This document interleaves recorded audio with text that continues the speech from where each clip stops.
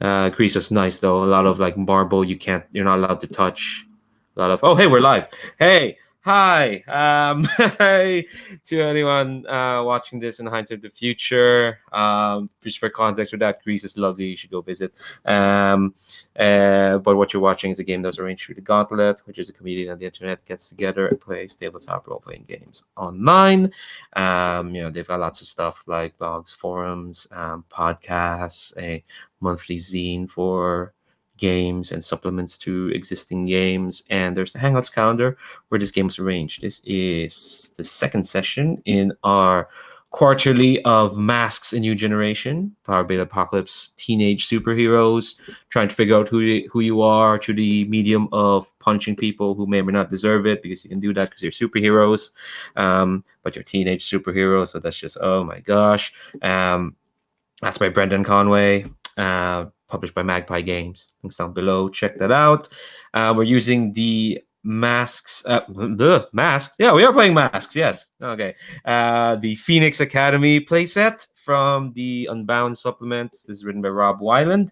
This is basically superhero school. So if you ever want to, like, if you ever want to like just do superhero schools, I mean, you could just do it in mask and you just do it. But there's some fun stuff in this supplement and this playset for sure.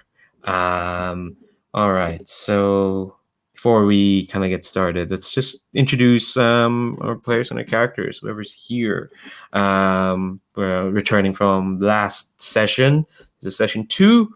All right, let's go over the character keeper, see who are our students coming into, well, not Phoenix Academy. I should have mentioned that. We are in Prospect Academy, which is the which is the 11th best superhero school in the world.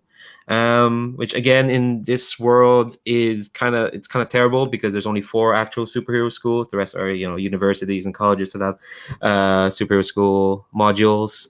So Prospect Academy, not the best. This is part of the larger Prospect City setting that I've been running in the Gauntlet for nearly a year now. Since December last year, we've been running through all these play sets of masks, from Iron Red Soldiers to the suits to Apocalypse Sonata. But this one is the one that we're turning to because Superhero School is fun and Prospect Academy is fun for sure.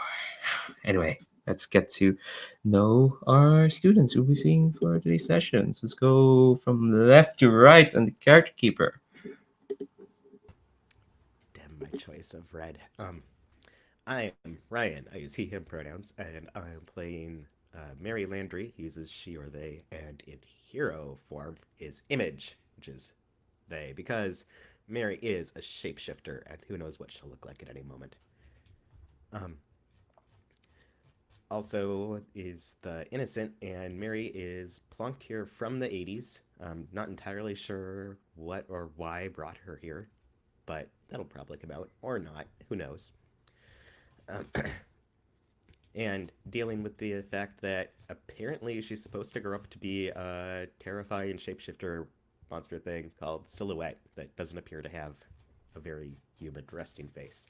But that's not going to happen because if I'm here, my actual future is like 20 years in the future. So this is not my future. So I cheated time. It's all cool. Also, I'm busy befriending Knight sent here to protect Kasey, which is totally going to work out fine. Yeah, I mean, they're a sweetie, you're a sweetie, sweets all around,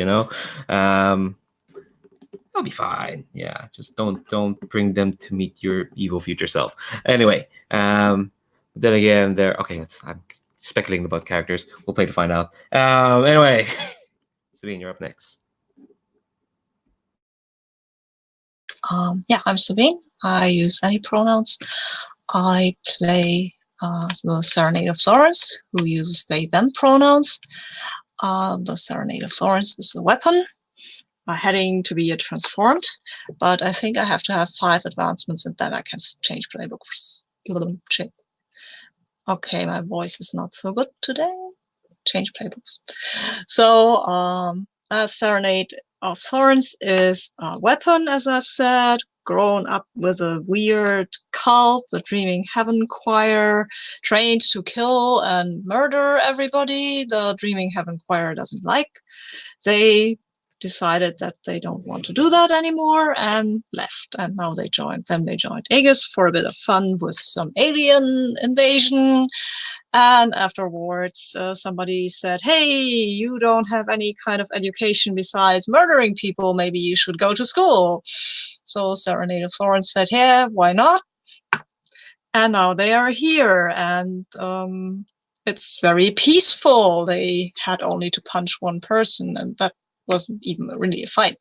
So things are looking good, except for the fact that they are probably very terrible in English and history and anything like that, and that the history teacher isn't talking to them because previously they threatened him a bit. It wasn't really a threat. Didn't even punch him. That is such like Xavier School logic. You used to murder people, but need to learn about the real world. Here, interact with other teenagers who are also trying to do the same.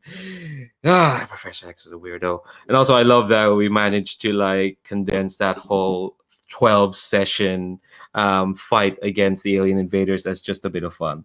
So, thanks. Last but not the least, Ludo, tell us about yourself and your character.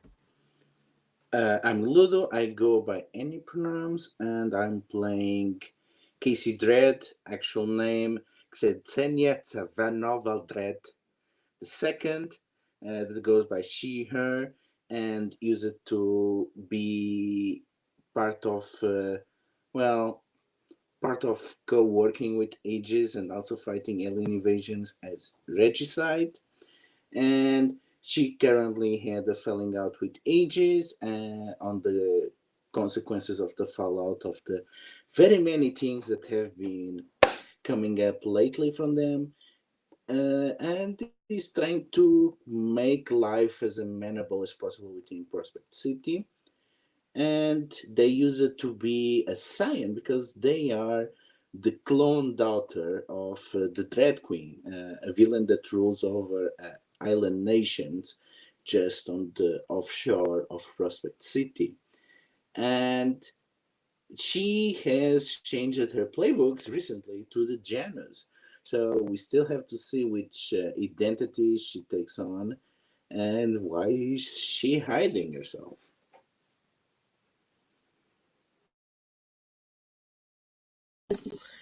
Yeah, it's so much. It's so much, and we'll deal with what's up with Regicide once we get into it. Before we do that, let's talk about safety tools we're using. I'll get that up front first. We do have our lines and veils. I'd like to remind folks of what our lines and veils are. They're on the character keeper if you want to check them out. Lines are things that won't be crossed, just won't show up in the fiction at all. It's just off the table. Veils are things that can happen in fiction, but we're not gonna concentrate on it. Like it happens off screen, or we'll just fast forward over them. It's it could happen, but we don't have to linger on them.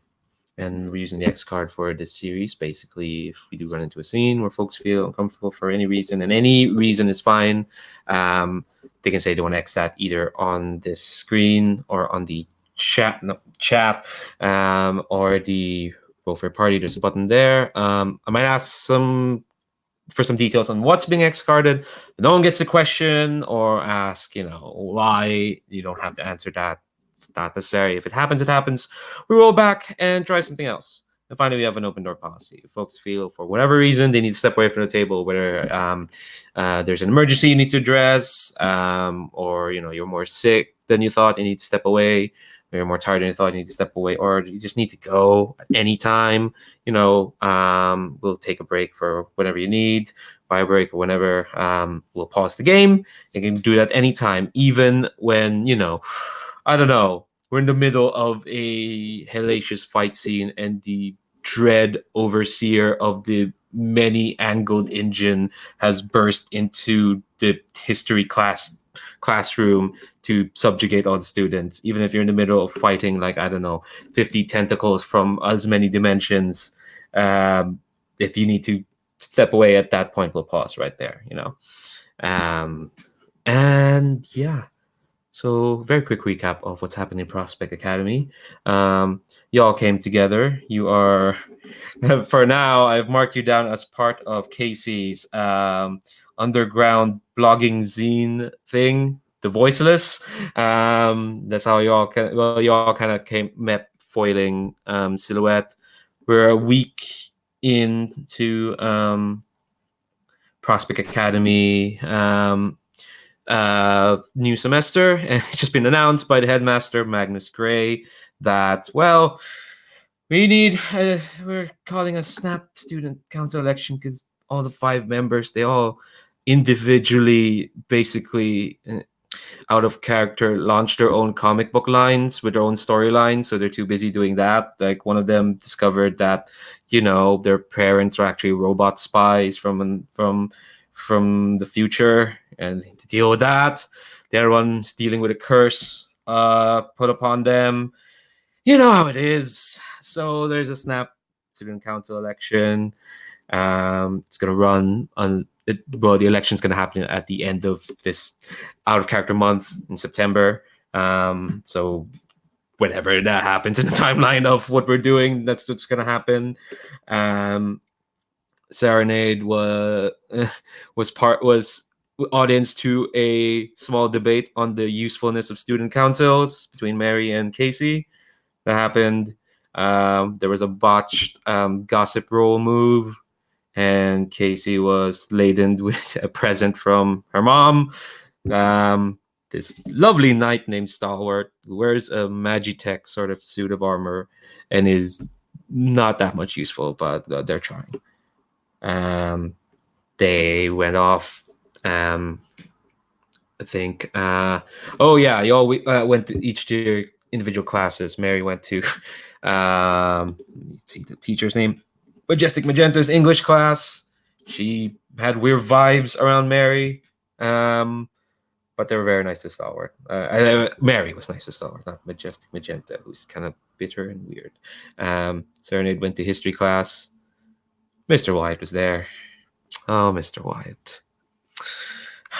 Damn you, Agatha. And finally, Regicide tried to do a bit of investigations specifically into the one person who's campaigning so far. One senior student, but not senior, junior, third year. Basically, one higher up student by the name of Diamond Dust, who is part of the Future Heroes of America. But we end the last issue, so to speak, with the two of them confronting each other with Diamond Dust. Right outside of the Future Heroes of America's small classroom clubhouse meeting place. Oh yes, I remember one random detail. Whoever is in there is a machine printing posters in that clubhouse, and it's a steampunk machine, and therefore you must hate it. It's got too many clockwork gears, is what I'm saying. So let's start there. Let's pick up. When we open this issue, so to speak, I think we'll open with a close-up panel of Kasey's eyes, so to speak. What's Kasey thinking right now?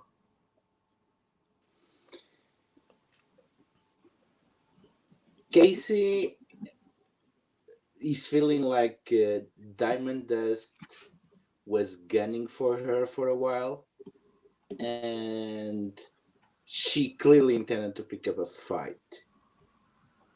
And considering what happened today on the corridors, she must be very confident that she can not only win, but everyone will look on the other side. And thinking about that, and the machine that I see inside, and all the support that she seems to be getting, I'm getting very bad vibes. I think that she's supported by some people, and considering my luck, they are probably very nasty. Yes, and I think imagine this opening page, 2 panels. First half is Kasey, Regicide, steely-eyed. And the second half is Diamond Dust, who I've already forgotten how to describe her last week, which is very bad of me. But I'm imagining I said she's wearing a faux fur coat. She's got kind of like platinum blonde hair. It's almost kind of white, but it's in this like Jackie Kennedy sort of haircut. Um, I I think that's the haircut I'm imagining. I could be incredibly wrong. Well, I'll figure it out in the break. Yeah, and and when she came on, you felt the wind shift around you. It got really cold around you, Kasey, and she's kind of like floating up in the air, looking down on you. There's really no reason for her to be floating. She's probably just doing this to look down on you. But yeah, she's looking down at you right now, and she says, "Well, I'm guessing if you're here to peep on what little me has been doing, you've got a horse on this race, then." I get the feeling that some people, you included, have decided that I have a horse in this race, no matter what I choose. I spin.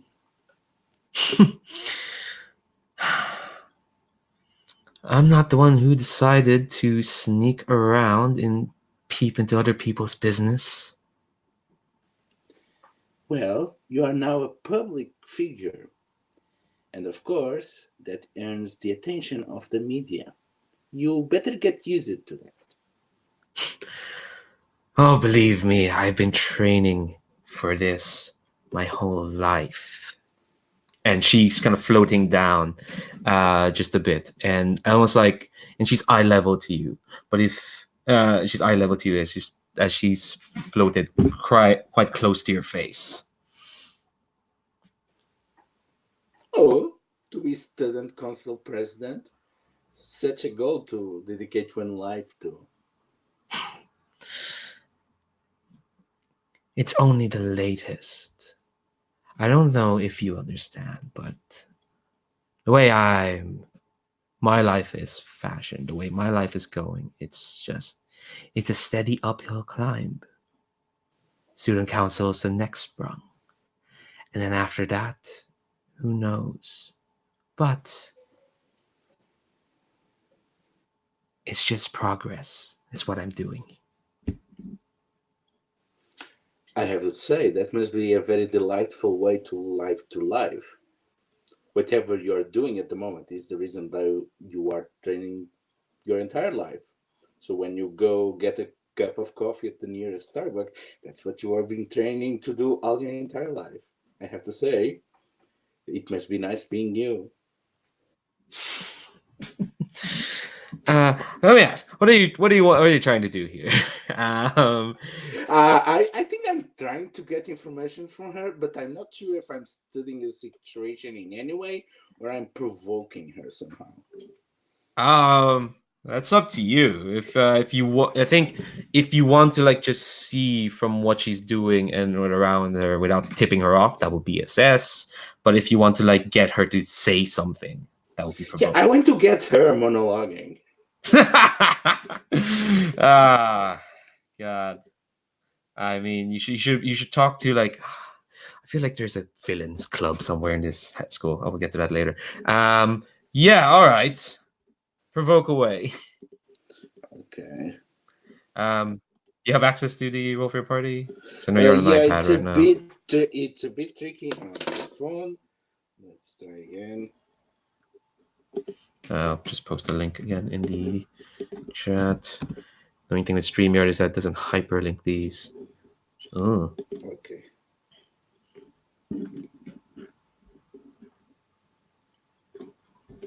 Okay, it rolled. And amazing, a 4. Oh. And that's superior, so I don't think I have any chance. You have a -1 in superior. How did that happen? Last session, someone lowered it. Oh yeah, that did happen. Yeah. So mark potential, and yay! I think she just kind of like haughtily just flips her hair, that sort of thing, and says, "Well, the thing with learning what I want to be, Miss Svetnova Dread, is learning who to talk to and who to, well, confide in. And unfortunately, I don't see much point in confiding with someone who is, someone like you. Someone that, folks would call spawn of evil. Seriously? That's your problem with me? And she kind of laughs at that. And like, honestly, you cannot be serious. That is your problem with me? Do you know about the... Have you heard about this little town in Missouri? It's called... here's me having to Google towns in Missouri. It's this little town called Chestnut. I know, it's goofy sort of name for a town, but, little town, nobody gives a damn about it. Yeah, that's why that's allowed to be called Chestnut. It just so happened to be, small little nexus point of magic. So like, that's one of those little things where dimensions sort of break. And, well, if you really think I have no reason to mistrust someone created by the Dread Queen, maybe you should look up what happened there in Little Chestnut. Maybe I will sometime, but I am my own person. She's basically no more me than a sperm donor is. Well, honey, you can I say don't that. even know magic. Well, honey, you can talk the talk, but you gotta walk it first. As far as people are concerned, as far as the right people are concerned, you've got a long way to go. Well, if the right people are ages, any of the idiots of the Prospect 5, I honestly don't care what they think. I care about what the people think and what the people need. And you know what the people need too. You've got it all figured out. Not really, but I'm trying my best. Well, sucks to be you. You just have to try harder. And I think she turns, and you'll notice that she's, even though you've been seeing eye to eye, she's still floating a bit off the ground. So she's actually a bit shorter than you.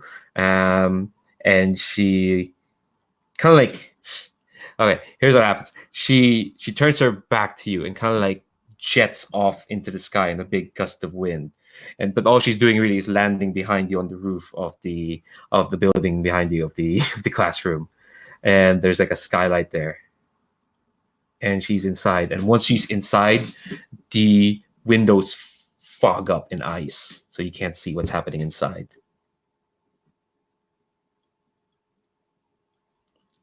All right.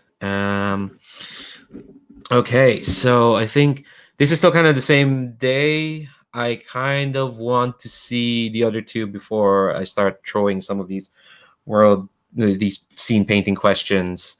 Just a quick snapshot of the other two as kind of like probably you're coming out of class. Serenade, you're not talking to Mr. White. You're just doing history. You're just learning history, whatnot. What did I say? Okay, all right. Okay, so when we cut to like Serenade, what are you up to? Like coming out of class. I think I am. I will, well, maybe not ask Mr. Wyatt, but I will find one other student who was in that class, or maybe I'll find Mary. Yes, I'll find Mary. Mary seemed nice, and she might be able to help me. She knew about student councils anyway, so I can ask her. All right. So Mary was in English with Majestic Magenta, and I think I'm probably letting out again. Majestic Magenta's been dropping some comments about you, Mary, that Just doesn't make sense. Stuff like, oh well, when's she running soon? That sort of thing. I don't think. How are you feeling, Mary? I should just ask that. I'm feeling slightly lost as always because there's a lot of things that have changed since the 80s, and also there's a lot of like history these students have with each other that I don't have. But everybody seems pretty nice except Majestic Magenta is being weird, and the gym teacher is still out to get me. But everything's cool. Happy sunshine, Mary. Still, I guess. Yeah, and I think when you let out class, well, you're joined by Stalwart, who has nowhere else to go. The poor soul. And I think they're probably just like, no, actually, no. It's an awkward silence because they don't know what to say. But they're just kind of hanging around you. And Mary's totally weighing the. So, how do you ask how someone's doing when it's like, so, what's it like to work for an evil overlord? That's just too mean. You can't come out the gate with that. So, I mean, do they have hobbies? I don't know. Fair enough. So unless you have anything else to say, I think that Serenade will run into the two of you, for sure. Probably in some of these hallways. And I'm imagining this, for as much as it's kind of like it has this weird New England sort of vibe, Prospect Academy. The indoors are fairly like, it's almost way more mundane than folks expect for the superhero school. Got your lockers, you got your hallways, and there's people chatting. Okay, sometimes you'll see like ooh, someone has dragon wings. Why do they have dragon wings? Or there are some folk who are just on some floating chairs, and not like the fun floating chairs, but just like some sad wooden wicker chairs, but they're floating, and sometimes those legs are knocking on people's heads. Yeah, sometimes a tentacle comes from locker 49A. Sometimes you just pass someone holding 4 jars of eyes. What's up with that? There's someone who is like wearing these like weird 3D glasses that are luminescent and whatnot. It's a lot of weird stuff, but the hallways itself, it's cool. It is what it is. I think we're heading off to lunch because a cafeteria is always fun to figure out who's around. But yeah, Serenade, you'll see Mary and maybe an inch or two behind her that night you fought Stalwart. Fight him. He's still walking. I didn't fight him. Yeah, hitting someone's pause button isn't quite the same as fighting. Exactly. Tell that to Stalwart. No, I want to talk to Mary, actually. Excuse me, Mary, can I talk to you? I have a question. Yeah, sure. What's up? I was in a history class, and we were talking about the year 1802 and what happened with the expansion of the white settlers in America. And we spoke at length about indigenous people, and I do not know what to do with this information. Am I supposed to fight the white settlers? I am not a time traveler. I mean, I'm a time traveler too, and it doesn't really make it much easier. That's a really heavy topic, and I don't think that I'm well positioned to talk about it, given that I'm, I guess, a white settler for the most part. But, you are not living in a wagon? No, that's like really olden times. I do not understand what I'm supposed to do with the information Mr. Wyatt conferred to me, and I believe we have some history that makes him scared of me. Why is he scared of you? I might have threatened him. I did not really threaten him, but I made my position clear that he was not supposed to go somewhere where he wanted to go. And I guess he was, I do not know, he would not talk to me or look at me or anything. and so I cannot ask him about the point of these lessons.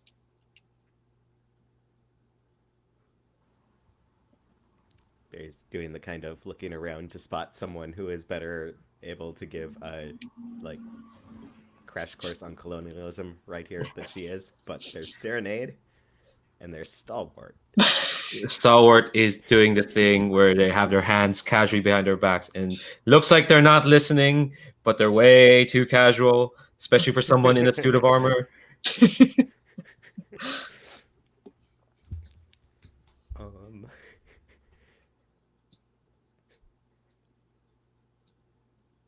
So I think I was asleep for most of history. I'm probably not the person to ask. Is that something one can do? Fall asleep during history? Seems oddly appropriate. I mean, the class, yeah, anyone can. Very well, I will try to do that. I mean, that's not a suggestion, but I mean, it could be okay. I mean, what was Mr. Wyatt trying to do anyway? I'm sorry, I didn't catch that. Oh, what was Mr. Wyatt trying to do anyway? Asking very sneakily. I do not know. He was talking, and then I think there was a discussion about Europe and colonialism. No, I mean the time that you threatened and he was trying. He was trying to bring a friend of mine a box, and she did not want to see him. And he tried to insist, and I told him no. But I delivered the box, which was a bad idea because later she cried. He sounds like a creep. Is there a course of action I should take with the creep?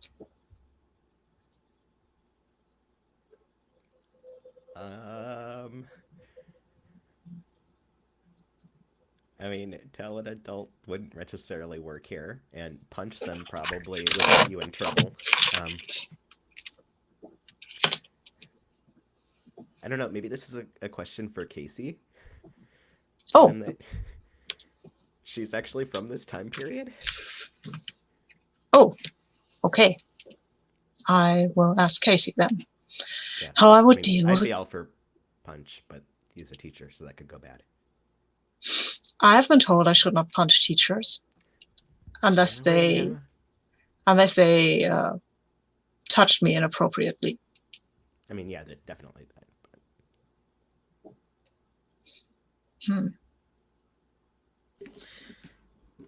I think Stalwart kind of says like, well, if this Wyatt sounds most dishonorable, why have no one taken care of this maladjusted so-called purveyor of information? It seems to have confused you.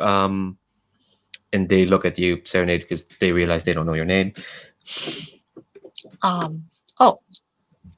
We have not been introduced formally. I'm the Serenade of Thorns. Oh, I'm really rude. Serenade of Thorns. This is Stalwart. I know you met previously, but now you're introduced. Yes, you're the one who dispatched of me in the most blinding fashion. I must commend you. You would, and they kind of do like a salute thing, which is kind of like this to the heart, over the heart, and says, "You would do well in the shock armies of the Dread Queen, if you're not considered such a vocation." Serenade of Thorns. I do not, at this point, wish to serve in any army, but I will consider it. Thank you for your invitation.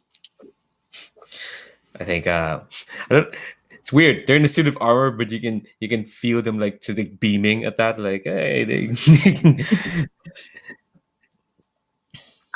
But I believe the reason why nobody has dispatched of him is that he is a teacher, and teachers apparently in schools are sacrosanct. You cannot hurt them. That seems not reasonable. Well, But then again, I do not run this school. I'm sure they have conferred this power to these teachers with with with just reasons. well, the people I grew up with told me to kill my teacher, which I objected to. So maybe this is not the worst way of doing things. So maybe let's not jump to killing people, but I you do might have a not. point. No, I do not jump to killing people. I did not kill him, pointed Stalwart. And for that, I'm most grateful. They nod. I think at this point the bell rings again. It's lunchtime, so everyone kind of like. I mean, lunchtime people can kind of do what they want. There's a cafeteria, but if people want to go into town to just eat or whatnot, cafeteria's there. I think students get coupons for the cafeteria, keep them there. And there are some folks who well, no one else. It probably not many people in Prospect City, not many establishments, give people ectoplasmic goo that they need to survive on, that sort of thing. Some students have needs. Some students are ghosts. Anyway, yeah. So, ooh, let's go to the cafeteria because I want you all to introduce each like a clique or a club, but we are right on the hour, so let's take 5. And then we come back. We're gonna go into Prospect Academy, the CAF, and yeah, get to see more student body. So be back in 5.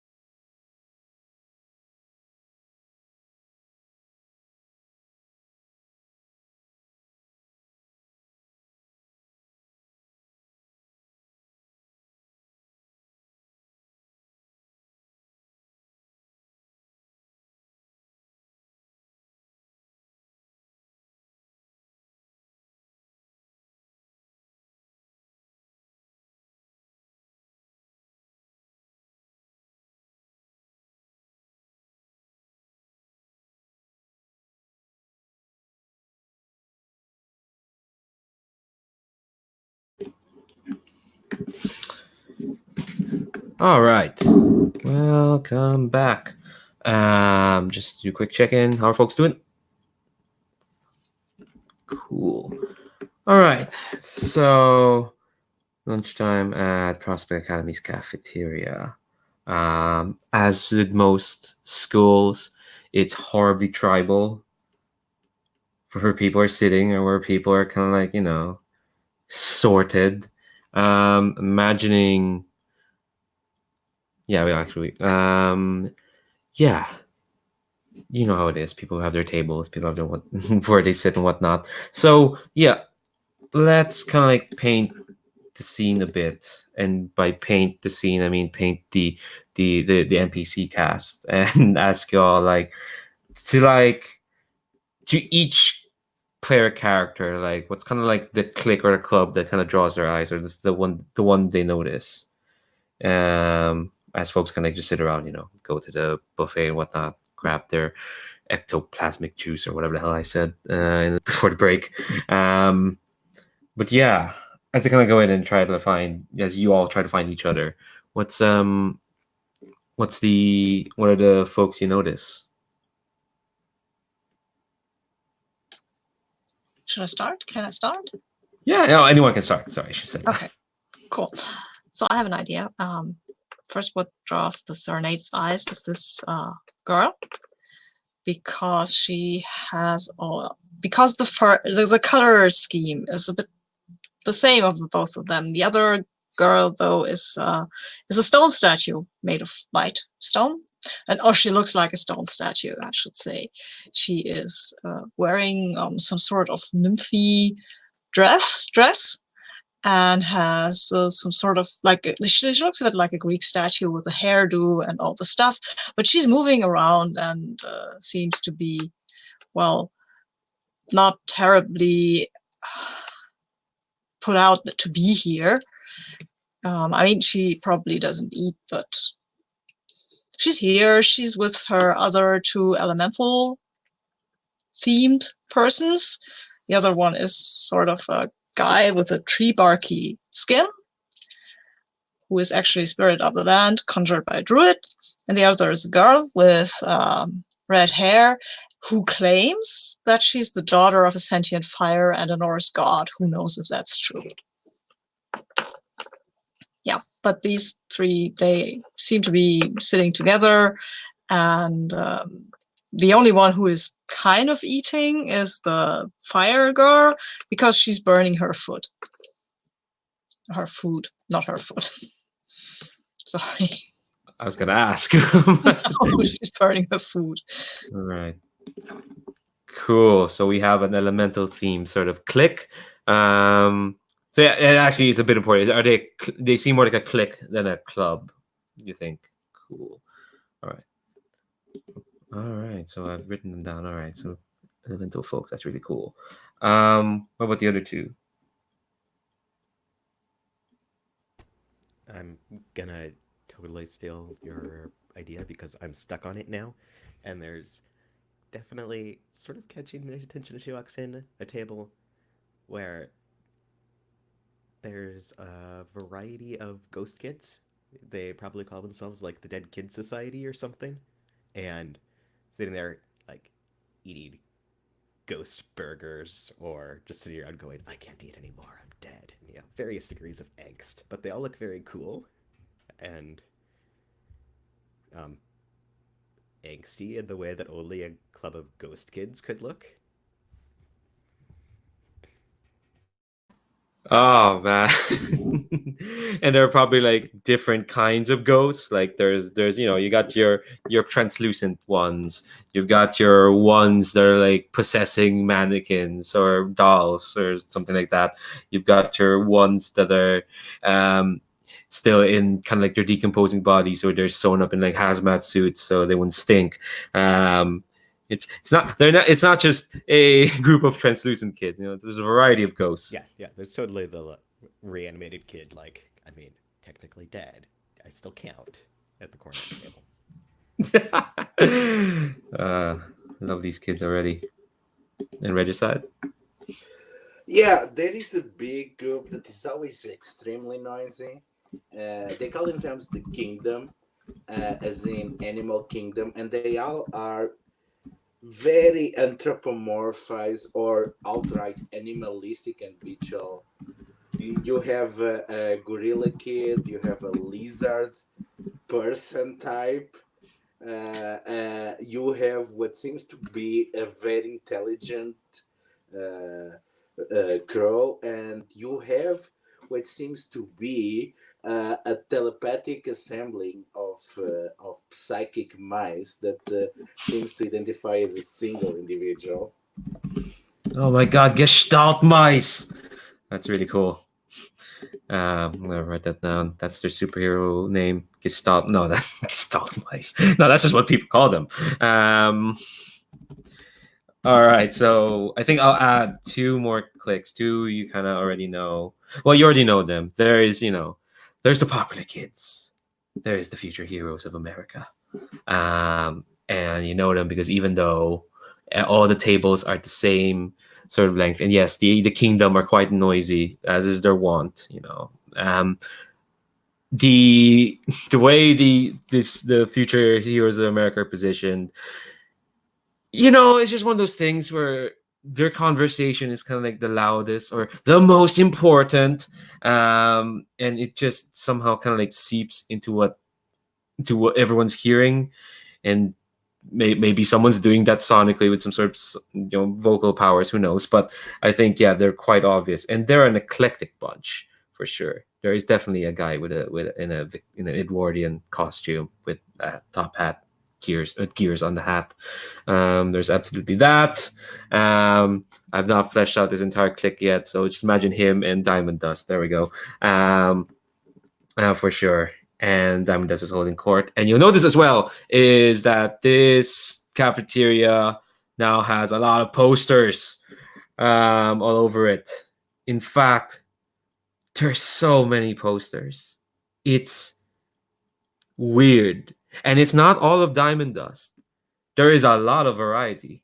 There's like a lot of different sorts of people just running. It's like at the very least, there's like at least one representative from each clique or club has thrown their hat in, or at least quite a few.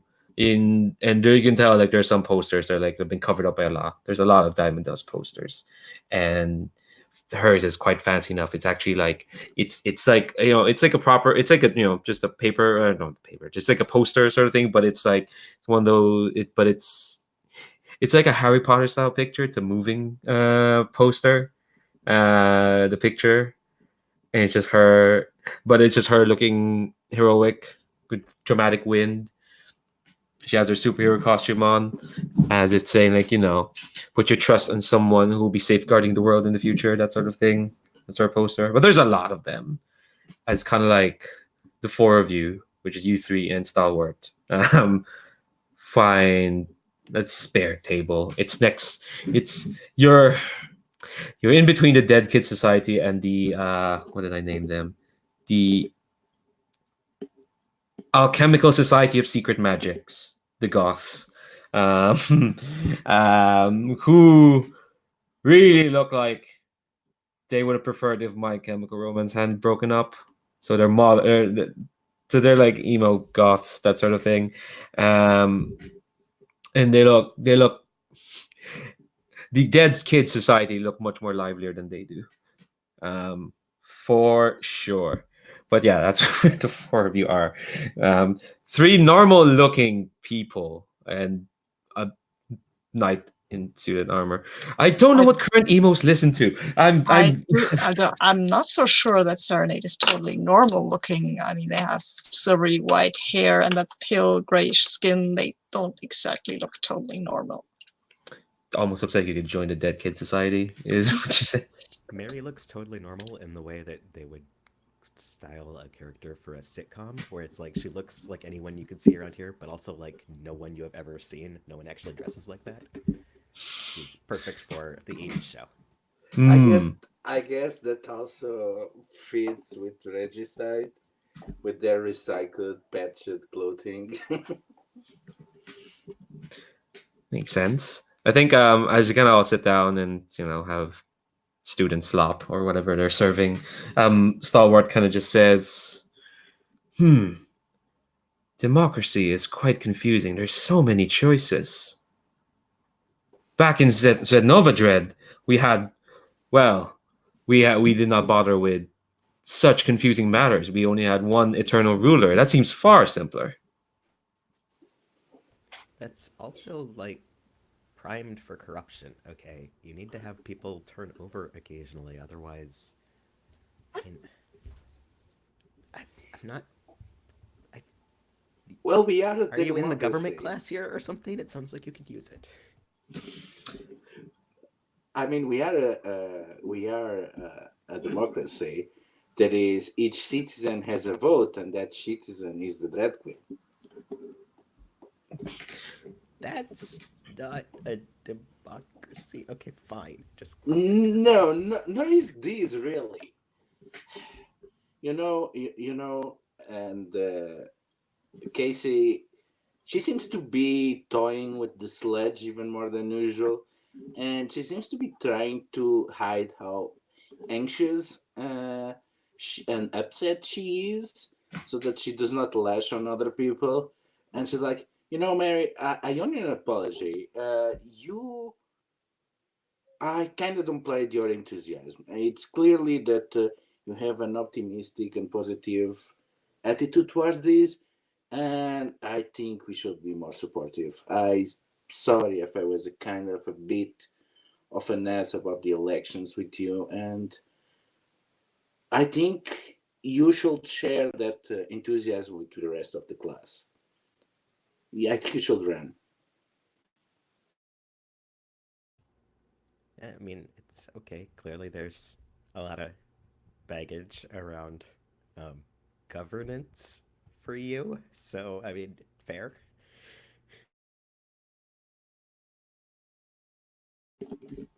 I think Star Wars kind of like just looking at the posters as they're afraid to address Kasey at the moment because they've not proven themselves.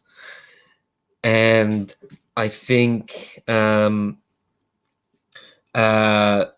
spot something and they say like, "Huh, I did not know you were running for the council, Mary." I'm not. Wait, what?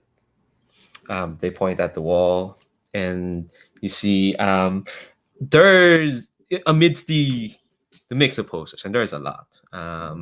The tea witches are really pulling rank around their current chapter head, but you see there's quite a number of posters of. Okay, I'll ask you this since you're Mary. If Mary were to hypothetically run for student council president back in the 80s, what would their poster be like?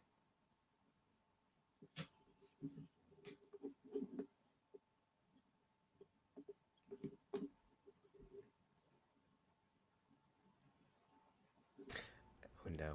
Going. Yeah. Roller skates and like neon markers and glitter, like not even adhered very well, so glitter keeps kind of shaking off the poster. There's just a little pile beneath it. Like it was just a Xerox copy, but then she went through and like re-glittered each one separately so they'd all look exciting. Yeah, and I think those are exactly the kind of posters you see. The glitter has been like redone, but you can tell they're kind of old posters. And Mary for president sort of thing. I don't know if you have a catchy slogan. I don't have a catchy slogan in me, and I'm not going to make you come up with one on the spot. But yeah, there's quite a number of them. Honestly, it'd probably be something like the Mary for vice president. It's an important job too, but if you're running for president, then I don't even know. Or maybe it is for vice president. I think maybe it is for sure. Hail Mary! Oh man, wow. Maybe a more despotic Mary. Which we do know we have an example of that. Oh no, the multiple faces of leadership. That's terrible.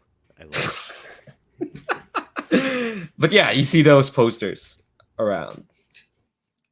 And again, Star Wars says, Well,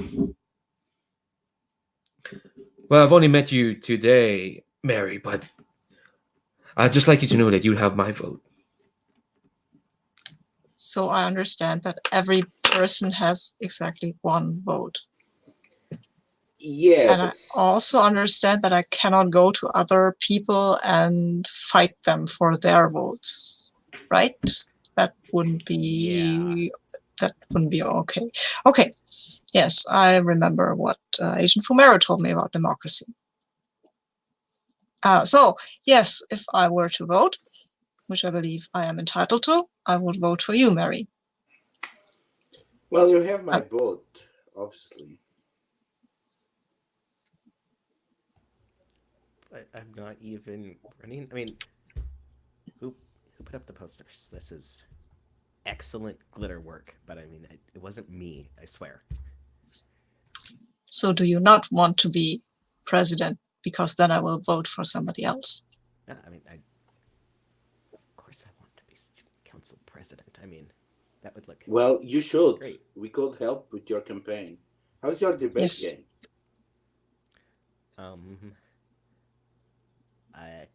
I don't know. I never actually had to debate anything really. You could debate with me. I believe I'm very good at debating.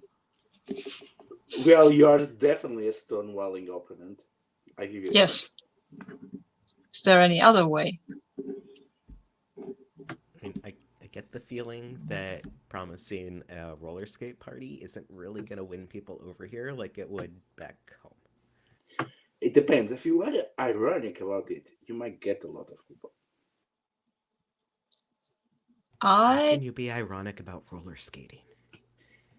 By being of the worst generation. Mary's before the 90s. She doesn't know what irony is.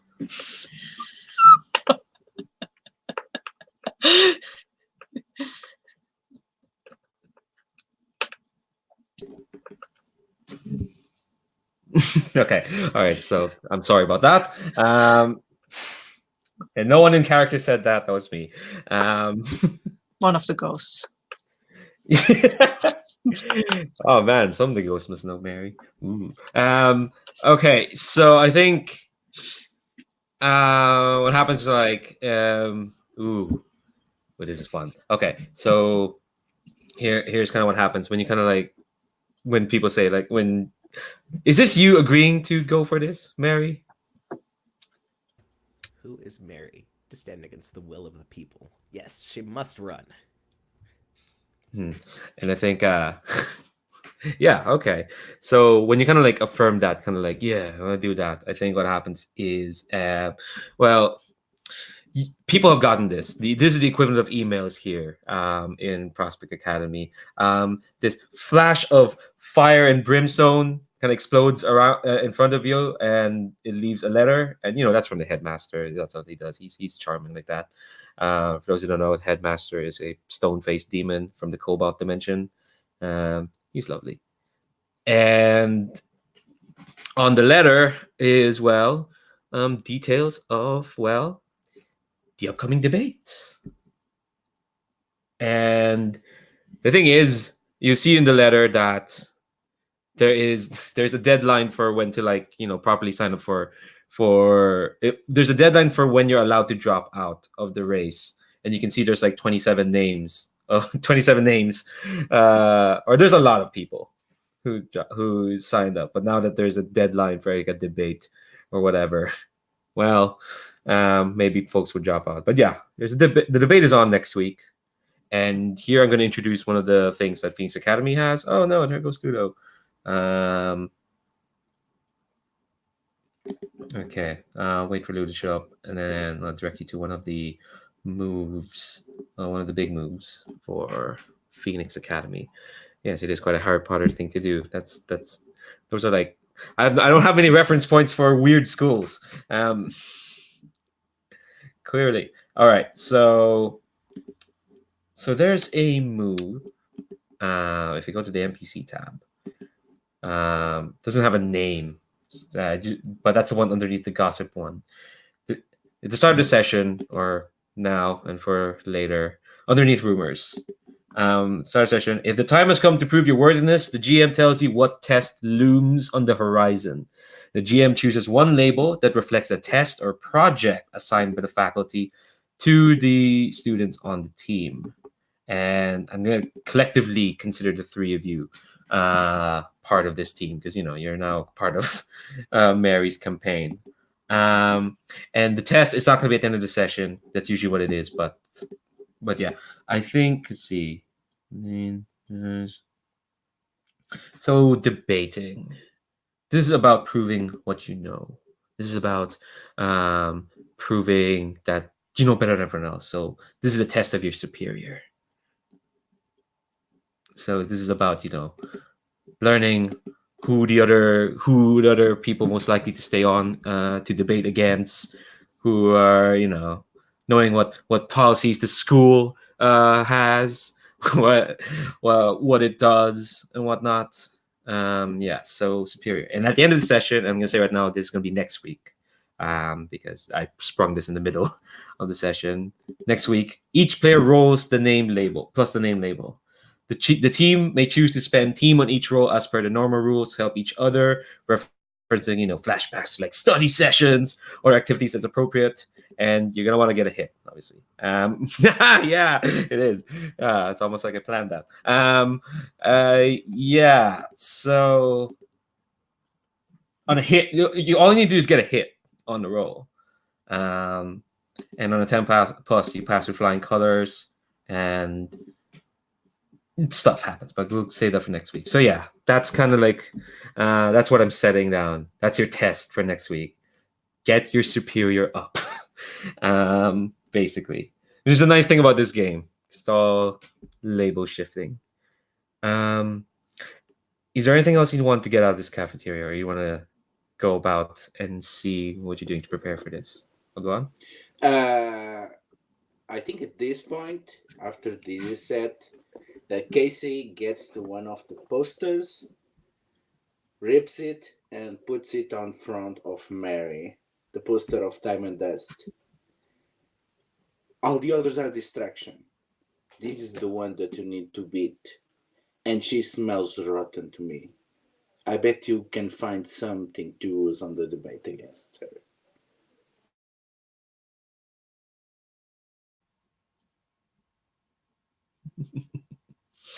I think Stalwart looks at the post and is like, she truly looks like the face of evil.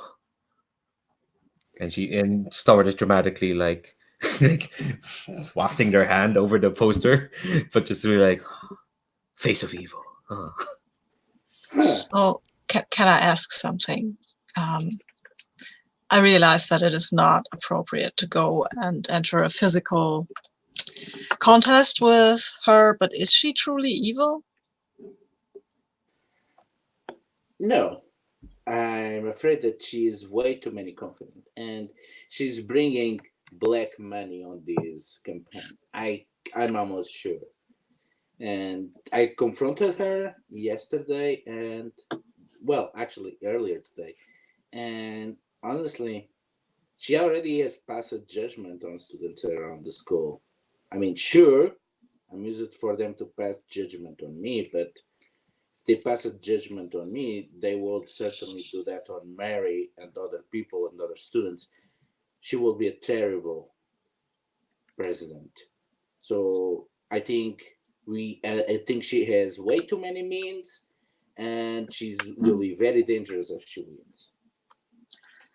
So we need to take some of her means from her? Is that how this works? Yeah, we need to find out who's supporting her and why, and if it's entirely legal, which something tells me that it's not. That means first we should find out what the points of legality are here. Well, And I Mary's just guess. staring wide-eyed like she didn't expect campaign finance fraud to come before so quickly.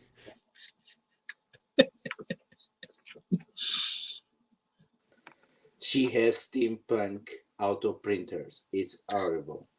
Is that, but not illegal? It is criminal, but not illegal. I am not sure I understand the distinction. But, well, I have no idea what I should do here. I am entirely out of my depth. But I will treat this as a war and see how we can decimate the enemy, I guess. Were you not an Aegis agent? Did not you do spy work? No, I was trained to be a weapon. I worked for Aegis, yes, but my spy work consisted of kicking in doors and going into houses and fighting bad people. But sneaking around is not so much my thing. But I'm sure I will learn because this is a school. Let's keep that. Let's put a pin on that for now. I have a good way with machines. I might be able to get something, even if she uses audible steampunk technology. I can try that. But I think Mary, this is the perfect opening for you because your skill set is perfect for this. I think. Oh, you can change your shape to hers and do horrible stuff that will get her into trouble. Wait, that seems like a really dishonest way to take the election. I mean, Okay. But Kasey says she is not entirely honest herself. I mean, I'm not sure that she's really the, embodiment of evil or anything. It seems a little excessive. I agree. But she thinks that way about people. That's why we need to stop people like her. I hate people that make assumptions that others are the embodiment of evil. Star Wars looking at you, Kasey, with did rapt you not attention. just make an assumption about her because she has cogwheels on her printer? That was a joke. But Oh, yeah, I am terrible with jokes. I make educated guesses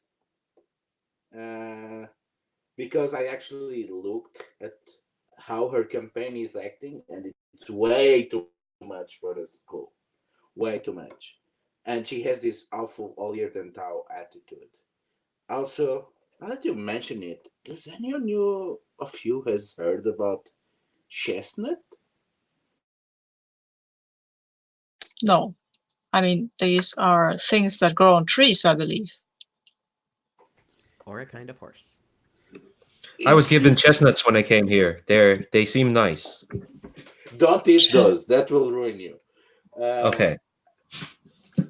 It seems to be some place in Michigan. There was some kind of dimensional stuff there. Maybe you have heard about that, Serenade. You've been fighting that fight for a long time. And she seems to believe that for some reason, I am related to that, which is nonsense. I never ever left Prospect City. Well, except when it was to, board an alien mothership. So you are not from the alien mothership. No, I'm from the floating island just off the coast. Oh, okay. Mary is still looking completely lost in this conversation. Like, how did we get onto Kasey destroying Michigan? Yeah, I think on that note, that's where kind of like on that weirdly ambiguous note, that's where this page ends, and we turn the page of comic book, and yeah, now I'm kind of letting all. I'm gonna get all the choice of like, what do you want to do? Like, what scenes you want to frame up? Even if you just talk to some of these people, or what campaigning is like. We're kind of like montaging it a bit between now and the debate, so to speak. So the debate's like in a few days, but like, yeah, is there any scenes you want to do as you kind of like start doing this campaign that Mary didn't even know she had entered? weird. But yeah, is there anything you'll want to see? And again, we can invent NPCs as we need to. Like if someone needs to talk to the head of security. If no one has ideas, I have some ideas for some folks. But go on. Sorry, unmute there, Ryan. Oh, I was just going to say that Mary, Sorry.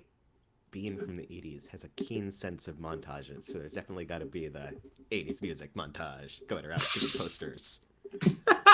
Shaking hands, handing out buttons, asking if anyone knows who did such excellent glitter work. She's still not sure why she's running. Ooh, is that like a rumor you want to find out? Who's Yes, I want to find out who stuck up all these posters. Hell yeah. So when you put an ear out for school gossip, name it in Roll Plus Mundane. So you just named it there. So I guess all I have to do is Roll Plus Mundane.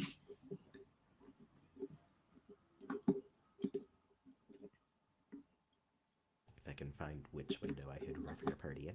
Okay. Our roll for a party today is being played by a gator that's vaguely full. I got a 6. Wow.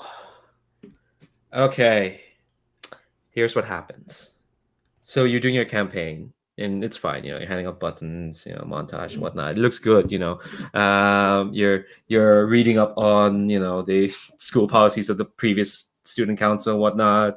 You're seeing all the campaigns going. You'll notice that all those some posters will be disappearing as people realizing, oh shit, we have to debate, and the candidates are being whittled down. You're still sticking into it, and I think there's a day. Let's say there's a couple of days after you've started. There's some new posters around, and again, they're like Diamond Dust in that they're video posters basically, as in it's a moving image, and I think you see there are some of the security team employed I've been trying to get them down, but they're kind of stuck in place, almost like they're magicked up there, and there is the image is what looks like a part, it's like a view of Parliament. There's some folks going in. I think it's the British Parliament. So that room with all the benches look at each other, and the speaker the Speaker of the House walks to the middle, and suddenly the footage is a bit sped up, but you can see this black goo spreading from their feet, and it goes to capture every other member of parliament who's there, and you can see the speakers are this. You can see they're this bubbling into this black goo sort of person, and you can see their face is as they're kind of spreading themselves out and starts capturing all these people. You see, there's a cascade of faces, and I think the poster image kind of stops there as people being captured. And I think people remember this was an incident that happened 4 years ago, when this villain they call Silhouette tried to take over Parliament. Worked for an extent, but I think that image, that the video poster plays, and it ends with a slogan, beware the silhouette, and then it loops again and again. And I think no one's really said it, but I mean, you know who that is. So I'm gonna shift your labels, because that's what happens on a miss. On a miss, what happens is the rumors you hear are about you, and they aren't good. Jim will shift your labels appropriately.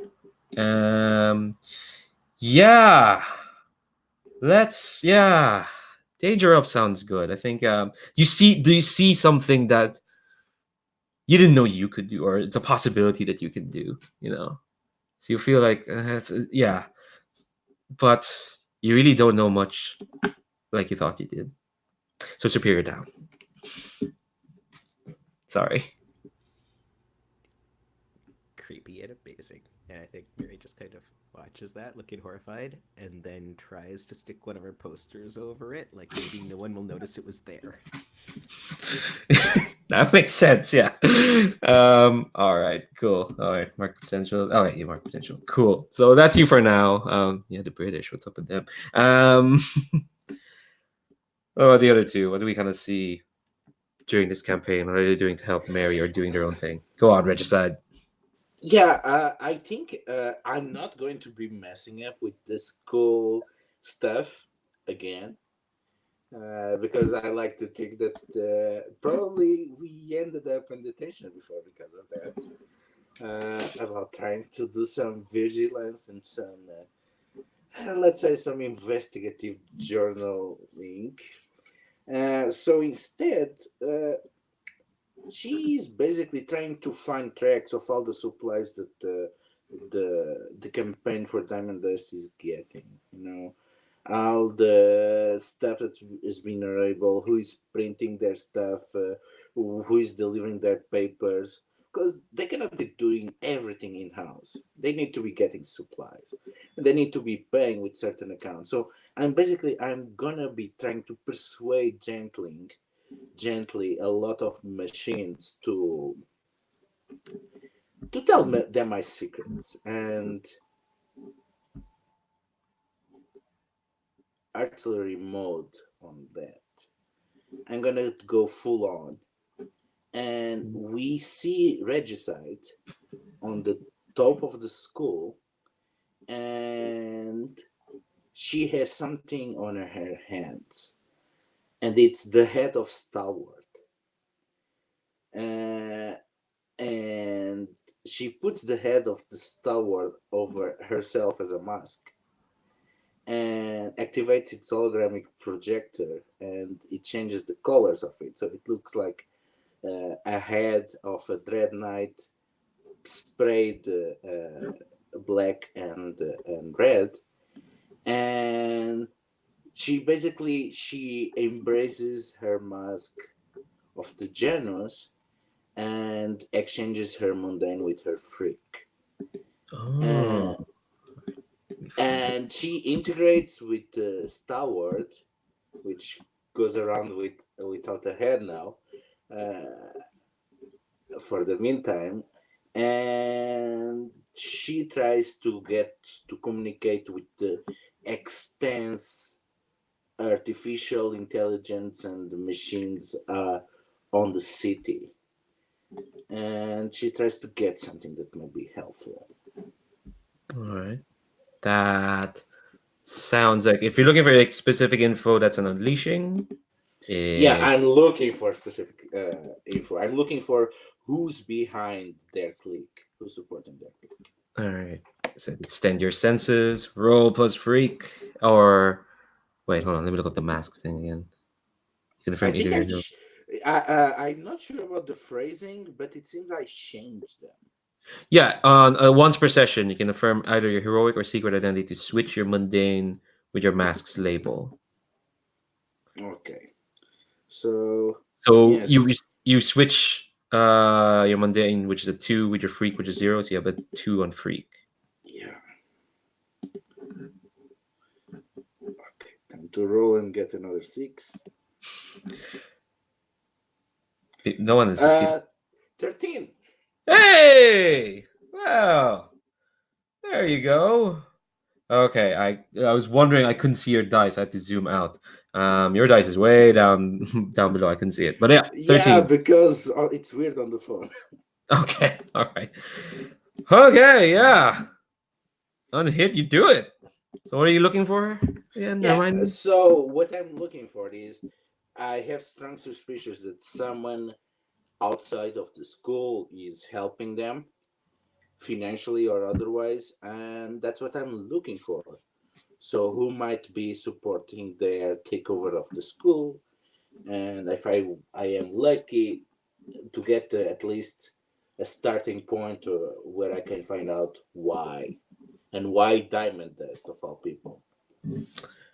Okay, so you talk to the extant AIs and machine intelligence in the city, which are way more than you probably expected. Um, actually, you know who you talk to a very specific one. Actually, I think you gotta extend your senses, and you're getting all this info, and yeah, you hear this like just well, the last time you heard this voice, it was screeching at you from a million decibels. But like, actually no, yeah, let's keep it with someone you know. Actually, never mind. Let's keep it with your friend, your the person who saved you. What's Socket's voice like? If I remember the last time, it's a very exhausted, kind of sickly AI because they are supposed to be, they were supposed to be the mainframe intelligence regulating an entire nation state, and they are kind of stuck up in a small, low capacity drone body. So they always seem a bit, to be running at overheating and at peak capacity. So they always have this strained, metallic, sickly voice with a lot of breaks. Yeah. They totally don't sound tired just because I always sound tired. Yeah, so yeah, you extend your sense and you hear this like voice and you say that, and it says like, Sania. Well, I hope you're. Do you mind if I ask what you're up to? Oh, trying to be living a normal life, it's not working great. No, I think that sort of thing's beyond us at this point. Yeah, there's this weird chick at school that is picking up on me. That she's treating me like I'm the embodiment of evil. Just because I am. Certainly nothing that you as an AI can relate with. Oh, come now. I know who you are, and I'm sure some what do you call it? Weird chick. I'm sure you can stand up to any sort of chick, weird or otherwise. Yeah, I don't know what. I'm trying to be better. I'm trying to not just beat her up to a pulp or something. I mean, I'm trying to do the right thing here. Okay, I'm trying to build a community, to focus on Prospect City, to help people, and to assure that there will be people helping each other. Like we did together. I'm trying to do more of that because I miss what we had, and I want more people to have it. Well, with a cause like that, how can I say no to helping you? What do you need, Nia? I know it's hard, and it will probably be breaking a lot of laws and drawing a lot of heat, but I need to know about. There's this group that I don't know how official they are. They are the Heroes of Tomorrow, or future leaders. It's a pretentious name like that. It sounds really crypto fascist, honestly, and they are they are led by again this weird chick, this Diamond Dust, and she seems to be throwing way too much money on this simple student campaign. And I smell something is wrong here, and I don't know if you can, I don't know, send some dark money or some weird supplies that are sending their way, or if they are going to use anything to influence the elections.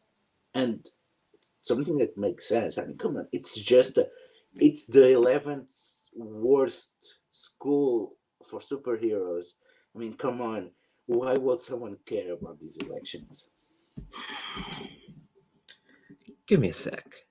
And I think they tap into like a bit of like the processing power and look into what they see, and they think there's we don't have to just explain to you. We don't have to press out, but they send you some info.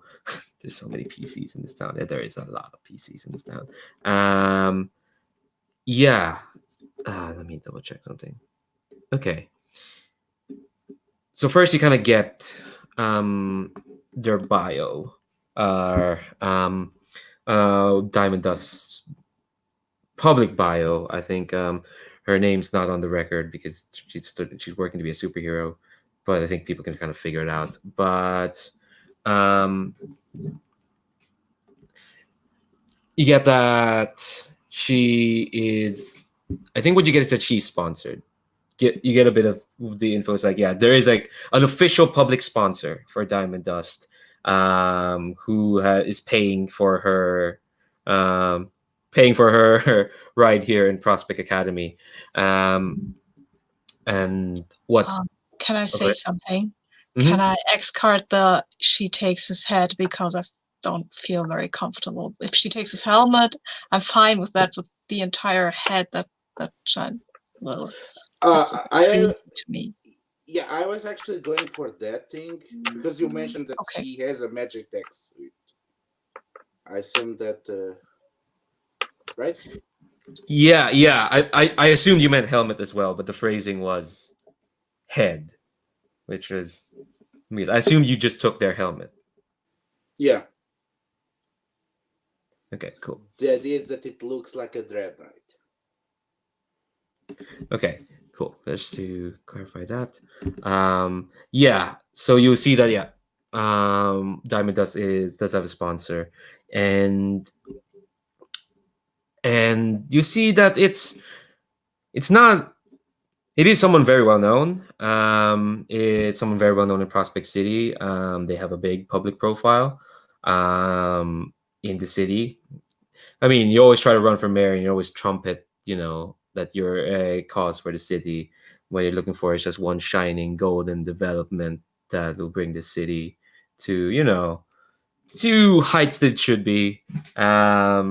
So you know that hero very well. I think you teamed up with that hero, Regicide, a couple of months ago. This golden development. That's their name, golden development. Let me look at my notes on what they are. They're one of the Prospect Six. They always try to run for mayor. Garish, gold and silver suit. Has a super vehicle called Local Pride.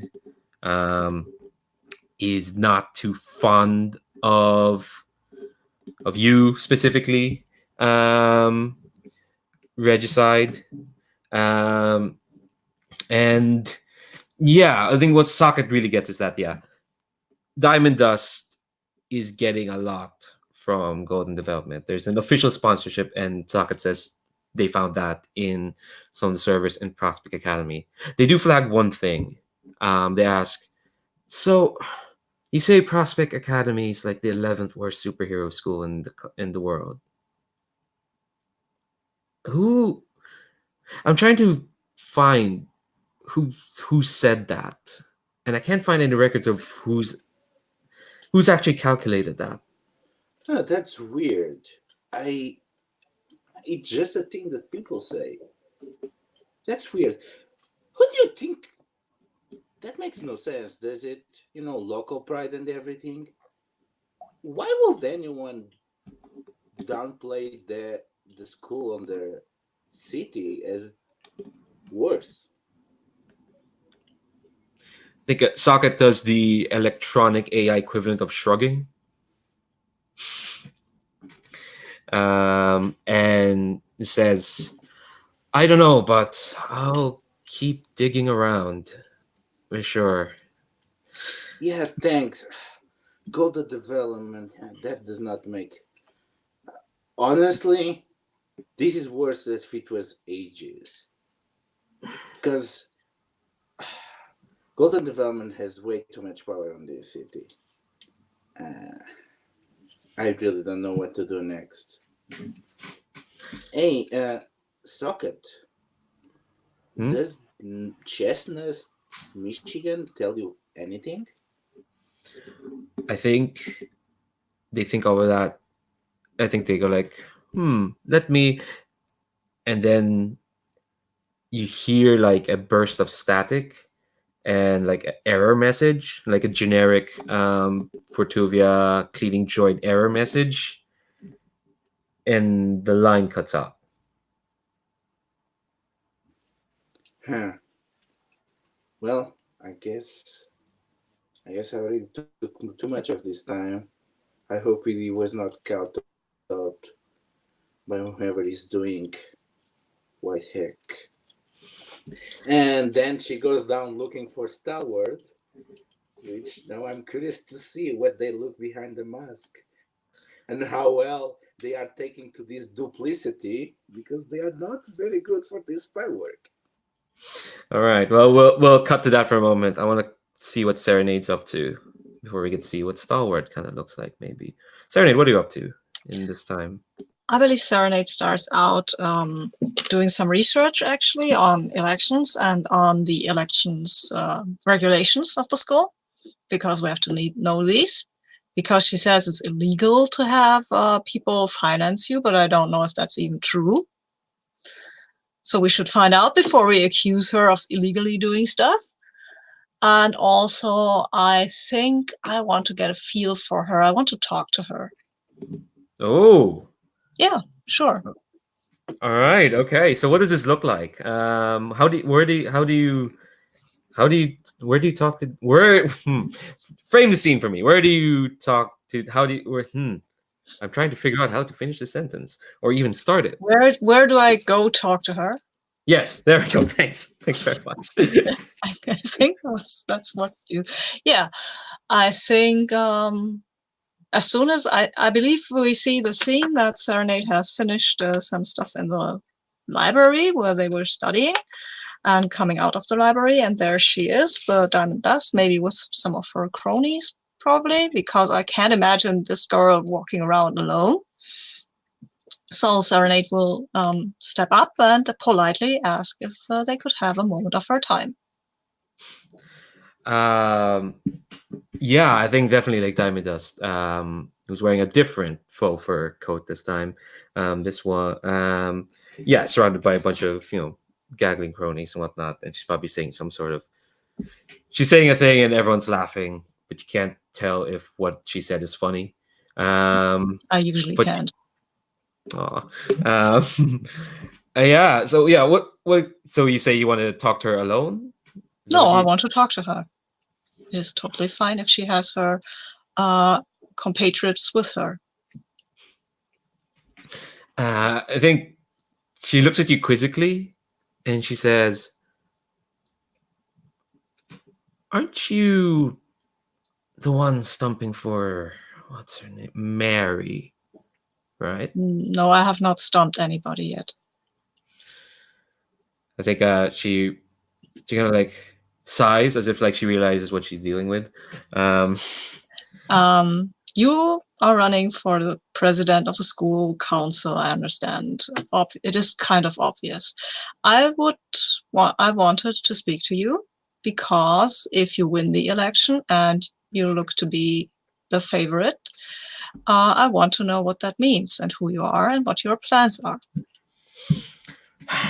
Well, I believe I've said as much in my campaign manifesto, but if you need it straight out from myself, then I'd be happy to oblige. And she's doing this whole almost like royal noble sort of thing, as if like just to talk to you. And she says, "Well, as you know, Prospect Academy is seen as the 11th worst superhero school in the world. I do believe even with your short time here and with my time here, you can see that, well, it's certainly not the 11th worst. And why I want to go for student council president is simply to bolster our proud school and its reputation and its functions and make sure that it churns out nothing but the best kind of superheroes. Like rank 1, the best, not the 11th worst, but the best. That is what you are going for. Absolutely. Don't you think that Prospect Academy can be the best? I have no comparison. This is the best school I ever have been to, which isn't saying much because I have not been to any school before. But you must know many schools. Oh, I've been around. And Have you visited the other schools? I've seen quite a few schools. Yes. Yes, I've been to I've seen what some would call the best, old Phoenix Academy up in Halcyon, all that fun stuff. But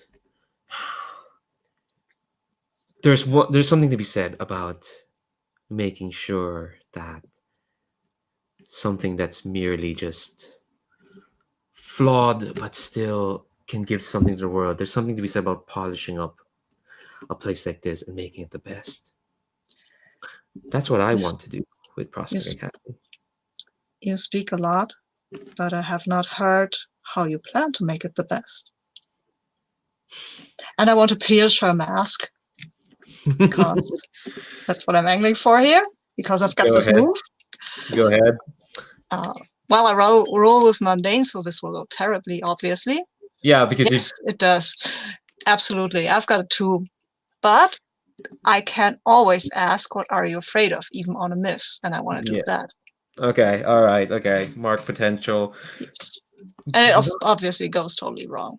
Oh, yeah, of course. But, okay. You asked the question, what are you afraid of? I think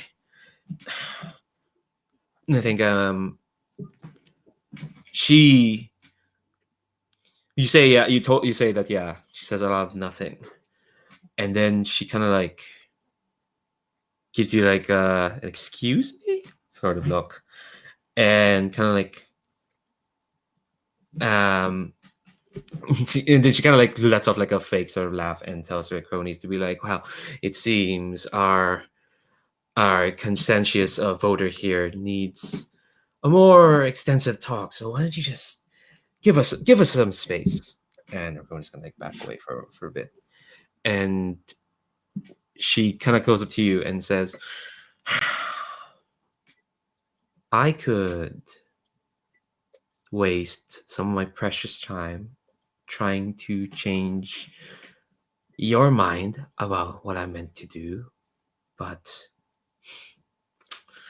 given the circles you hang around with, Serenade of Thorns, given that you hang with the spawn of the Dread Queen and Mary Landry,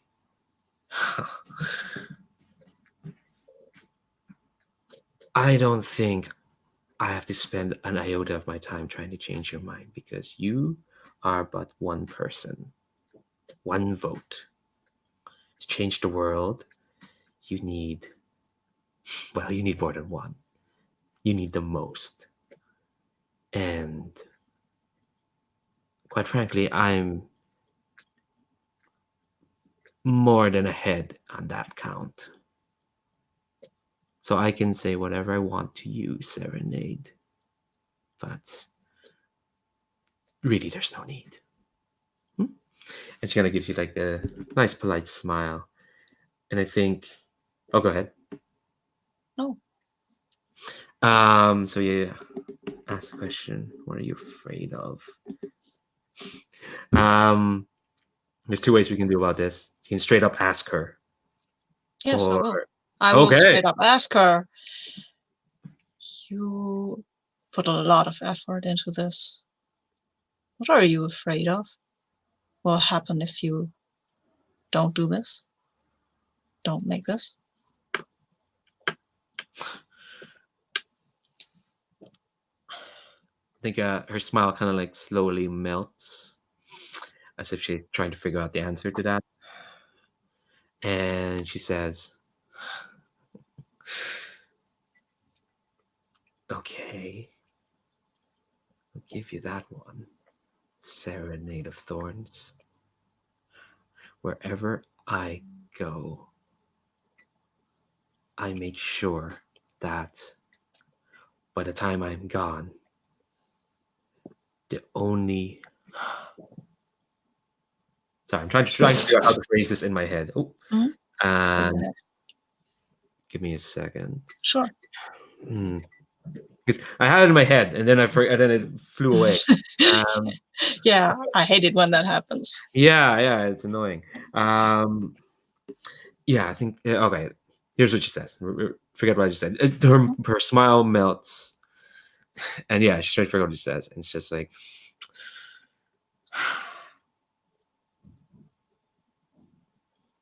I'm not gonna lie to you, Serenade, and say that I'm not afraid of anything, because obviously that's bullshit. We're adults, so to speak. We know that's bullshit. Since you asked so nicely, fine.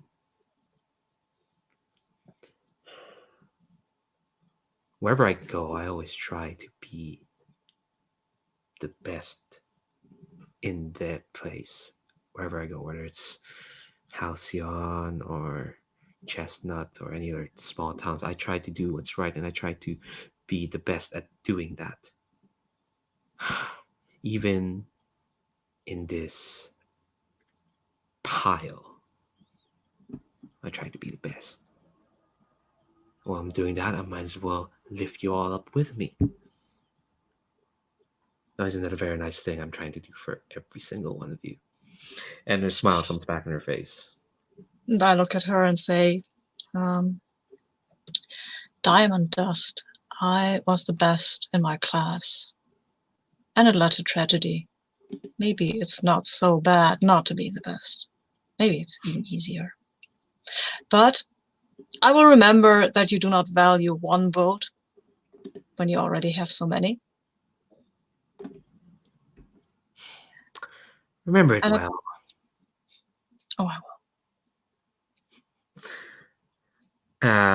Yeah, and I think she just like as soon as you say that, she just almost like dismisses you as she almost like she's forgotten you're there, and Crony's gonna come and surround her, and she And she walks away, right? And I stay behind. Yes. Yeah. And I'm just smiling after her because after all has been said and done, she ran from me. Okay, here's another thing that's happened because you did get a failure in that. Okay, so one of your wishes was there's consequences for that fighting that you did. It's Stalwart. All right, here's what happens. You're well trained, right, Serenade? You've got a lot of senses and whatnot. You got the implant as well. You hear the implant sing like around the back of your neck, and you feel like it's almost like a spider sense, sort of like something has been thrown at you from behind you. But I think what's gonna happen is like you have enough time to like turn around and catch it, and it's a I don't catch things that are thrown at me. They might be dangerous or poisonous or anything. I get out of the way. Ooh, nice. Okay, so here's what happens. You get out of the way and you see that it's a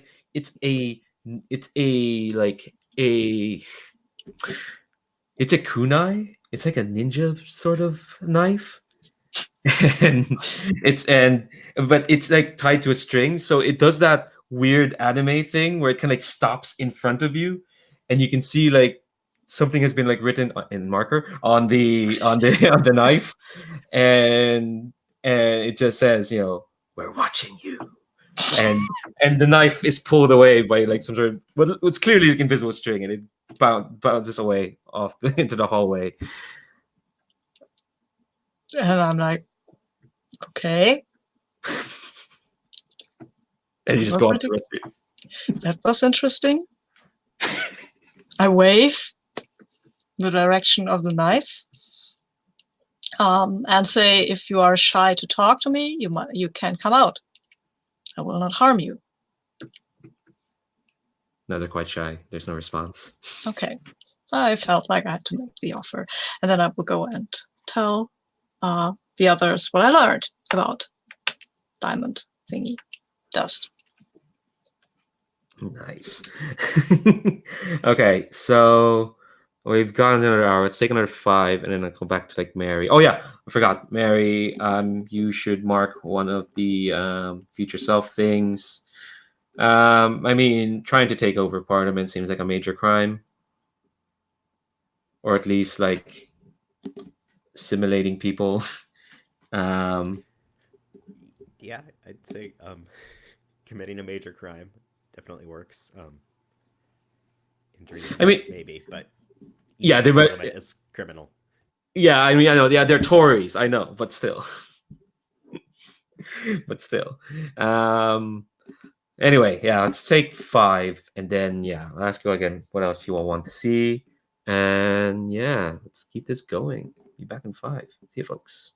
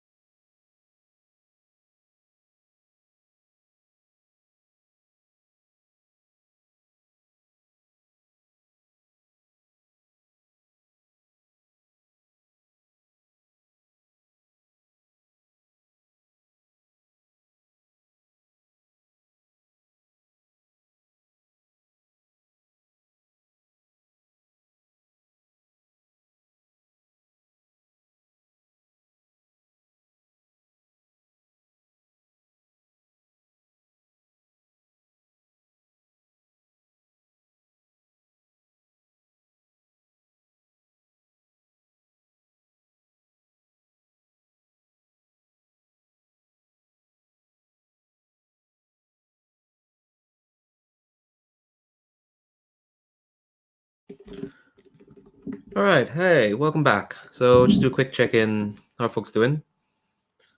We're just about to wrap up. We just do a few more scenes, do some cliffhangers. Who knows? Well, who knows what happens? All right. So I think before you all kind of come together, I think I want to frame up a quick scene. I think Mary image. I think I'm gonna assume you got issued like a cell phone or something, part of that fund for time displaced kids. Yes, probably comes with a cell phone and a copy of the latest, How to Use a Cell Phone for Dummies book. Yeah. I think you get a call, and it's a actually, let me ask you this. Did you give Stalwart your number at some point? I totally gave Stalwart my number because it's important to have, like, a displacement buddy. And I don't know if they got the funds set up for him, given that he kind of comes with, them. What are Stalwart's pronouns again? I've already forgotten. Oh, they them. They, them. I don't know if they've gotten in on the displaced kid fund or not, so, it's only the nice thing to do.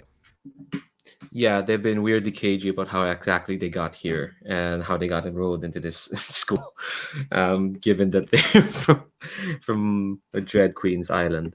But yeah, you you get a call. Yeah, it's from Stalwart, and you hear like their voice, but it's not filtered. It's quite whispery, as if like they're trying to like disguise their voice. And like, Mary, have you have you seen my helmet? It seems to be missing. No, I haven't. I wasn't even really sure it came off. And, Where did you yes, last it's a see hel- it? I I I don't. I'll ask Regicide this actually. How did you get a hold of Star Wars helmet? I was actually thinking that I just told him to give it to me. Oh, okay, all right. Well, they would. Okay, all right. Uh, who? So they know Trying to, my trying to. secret, and they can just blabber it out. Yeah, the thing is, I think we could. I think I want to flash back to this. Actually, you asking for Star Wars helmet because it's interesting. Because I know Star Wars deal is. So when we'll flash, let's insert this flashback into this just to explain some stuff. As I say, but where did you last see it? We get a montage within a montage. Yeah, he asks like, I didn't even know your helmet came off, and yeah, montage into this, and I think yeah, it's a like flashback to like a Regicide or Kasey. You're asking Star for the helmet. Stalwart, I have something very private and important to ask from you. They I stand to attention. It's like, of course, my liege. I need technology and magic from home. I need your armor. And I know what that means for someone like you. So I don't want to take it, I want to share it in a way. I think I don't know how an armor helmet can look stricken. Stalwart looks stricken, um, and says, "Of course, my liege, anything for you, but uh, You're clearly distressed. Please tell me what is wrong. my liege, I've sworn to answer any and all commands you give me. I only ask that you you may have my armor as you wish. I only ask that you do not see who I am. Eh, would it be okay if I simply left the armor in place, and you can borrow it. It's, I know it sounds patently ridiculous, my liege. It is important to me. It's fitting, and Casey smiles. You see, it has came to my attention that there is a shadow over me that I cannot escape, and there is good that I can only do if I can stop being myself. And I need your armor because I need to cover who I am. So it's only fitting that when I come to you for us to share this memento, this token of who we are and where we came from, that you have the same concerns and the same needs that I have. How can I not respect that? I I will safeguard your secret as and I believe now that I can trust mine on you. That I am going to take another role. I will be errant. That will be my code name besides.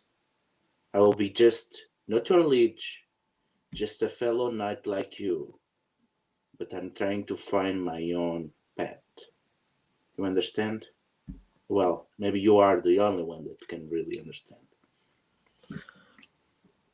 I think Starwood looks less stricken now. um, and I think they kind of go down to one knee as it's like kneel in front of you and just say that I I knew you would be most understanding, my liege. You, and they look up to you and say, I do not. I've learned in the past few days that I should not claim to know exactly what you are and who you are meant to be, my liege.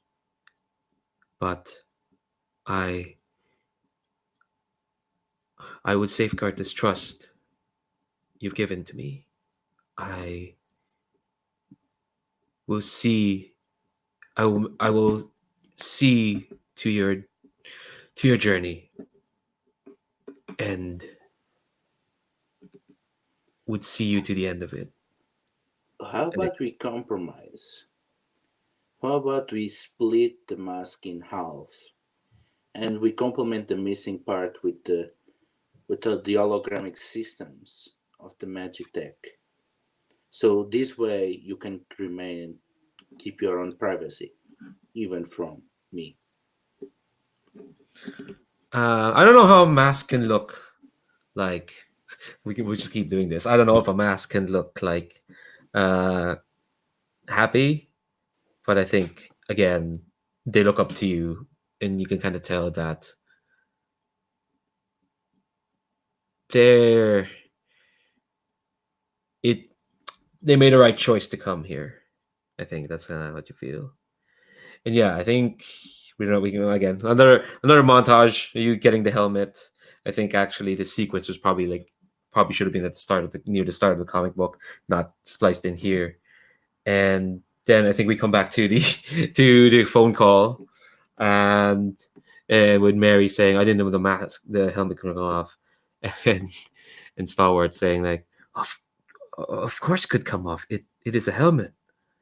I do not want to presume. I do not want to ask what you presume to be under it, but it is something that can come off."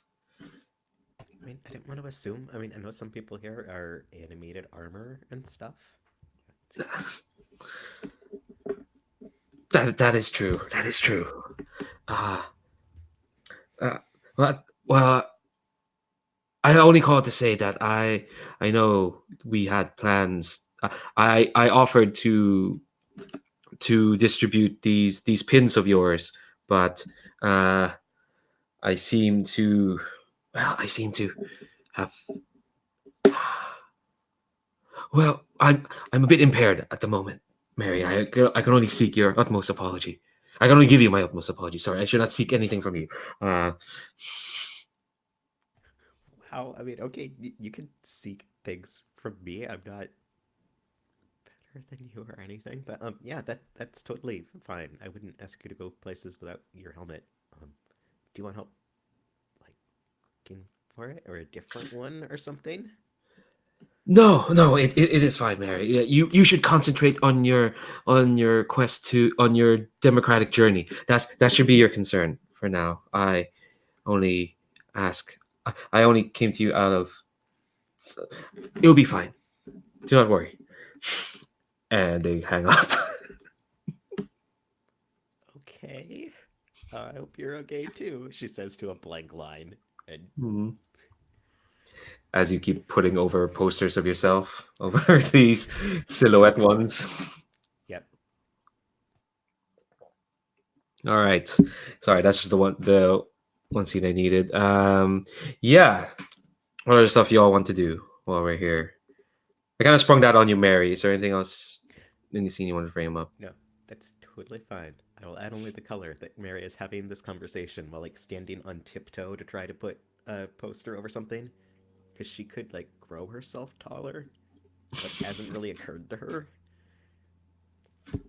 And it also seems weird to change faces when she's talking to Stalwart, who knows her as Mary. So Hmm. That's fair. That's cute. Uh, long Mary. All right. What else do people want to see? Otherwise, I'll just keep springing stuff on them. I kind of want to have another campaign meeting with everyone after that. Okay, cool. Where's your campaign headquarters? This could be like, yeah. Where is it? What do you think? Question: we don't have any official room anymore, right? We lost it. I think we decided Uh, that Did last we ever session. have one?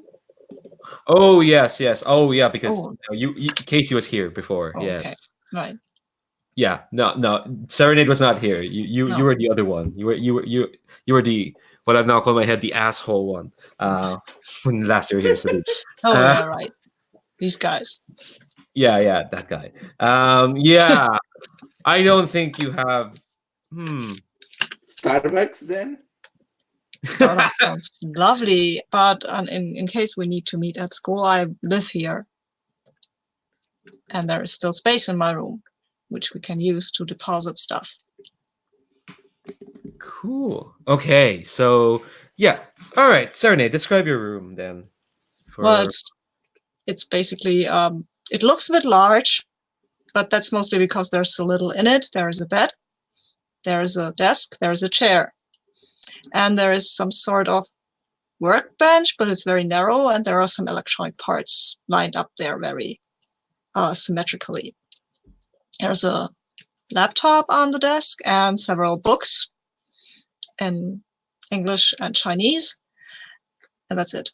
About there. Oh wait, there is a box with some kind of with the clothing, and that's about it. And a coffee machine. They have a coffee machine that's shiny and new and very well kept, but they only have one cup. do you have a roommate? No, Okay, yeah, fair enough. no, they tried. I think they might have tried to put me up with one, but I'm awake almost all hours. Yeah, So that they tried to. Oh, go ahead. gone. Oh, they tried to put you up with a ghost, probably. And, and but probably maybe someone from Aegis or someone's like, no, keep them. They don't need a roommate, even not even a ghost. It'll be fine. No, no, ghost energy is weird. All right, so yeah, we've got this like workbench, there's a coffee machine, and all that. What's kind of like when we like open like not the splash page, but like the big panel where we see everyone. What's like where's everyone situated in Serenade's room?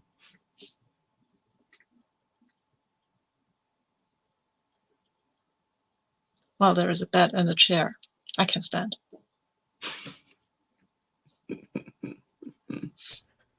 Mary's probably sitting cross-legged on the edge of the bed, like she's trying not to take up too much space because there's not many places in here to sit, and maybe Serenade Thorns wants to sit down at some point. Yeah, I think Casey is sitting down on the floor, lotus position. Well, in that case, Serenade will occupy the chair, probably in some kind of position that you wouldn't usually sit on a chair, like as you do in a lotus position or something, cross-legged. Is everyone cross-legged? Yes. On the floor, on the bed, and on the chair. God. All right, so we call this campaign meeting. Do we have to have an agenda? I do not have a flip chart. Well, Nor Mary, why don't you open? Yes.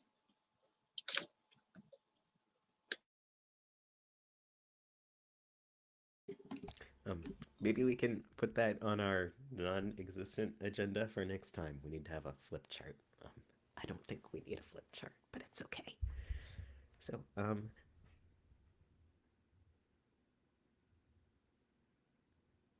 I guess things are going okay. A lot of people dropped out, which is convenient. That puts more pressure on you. How are you feeling about that? On one hand, okay. On the other, someone's sticking up stuff about how Silhouette attacked Parliament, which is awkward.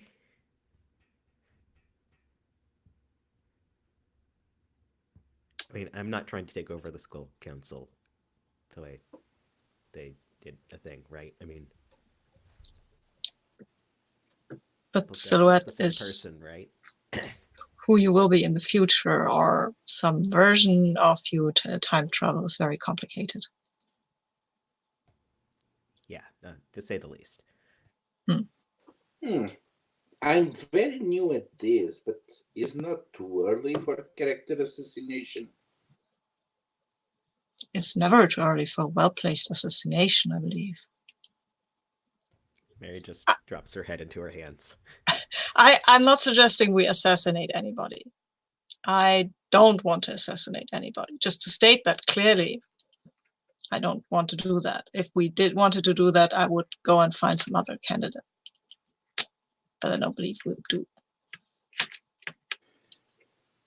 I think, as tempting as it might be, Mary's strength has always been their positivity and how she quickly grasps what is better from people and from themselves. And I guess that your abilities are associated with your great empathy. And someone told me today that this is the 11th worst superhero school. Where did that came from? That people keep repeating it, but there is nothing factual about it. And that has been nagging out in the back of my mind. So, and Kasey opens her her backpack full of holes and starts pulling old student albums and yearbooks and whatnot that she had got from the library. Someone is spending a lot of effort to paint us as what we are not, that we are not good enough, that we could be better. And I think we can do something for the campaign that shows how good Prospect Academy is, how good Prospect City is, and celebrates that, and that touches what our people are actually living through and what we are enacting. I think that's way more your character, Mary. I have a sibling in another school for kids that have strange powers. I could ask them what they thought, what they have heard. They are not in the best school, but they are in a school that is, I think, considered not the worst, because that's us. But Well, it's I think it is quite a nice place. It has mountains.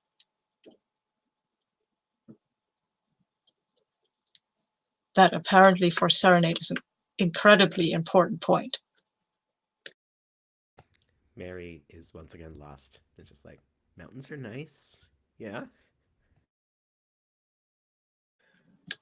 Yes, I used to climb mountains when I was younger, but there are no mountains here. Mary's looking at Serenade really closely, like she's trying to gauge how old Serenade is. Are we talking like when they were 5? Or are they 500 now? It's really hard to tell in the school. It's really hard to tell with Serenade, but they look like a teenager. So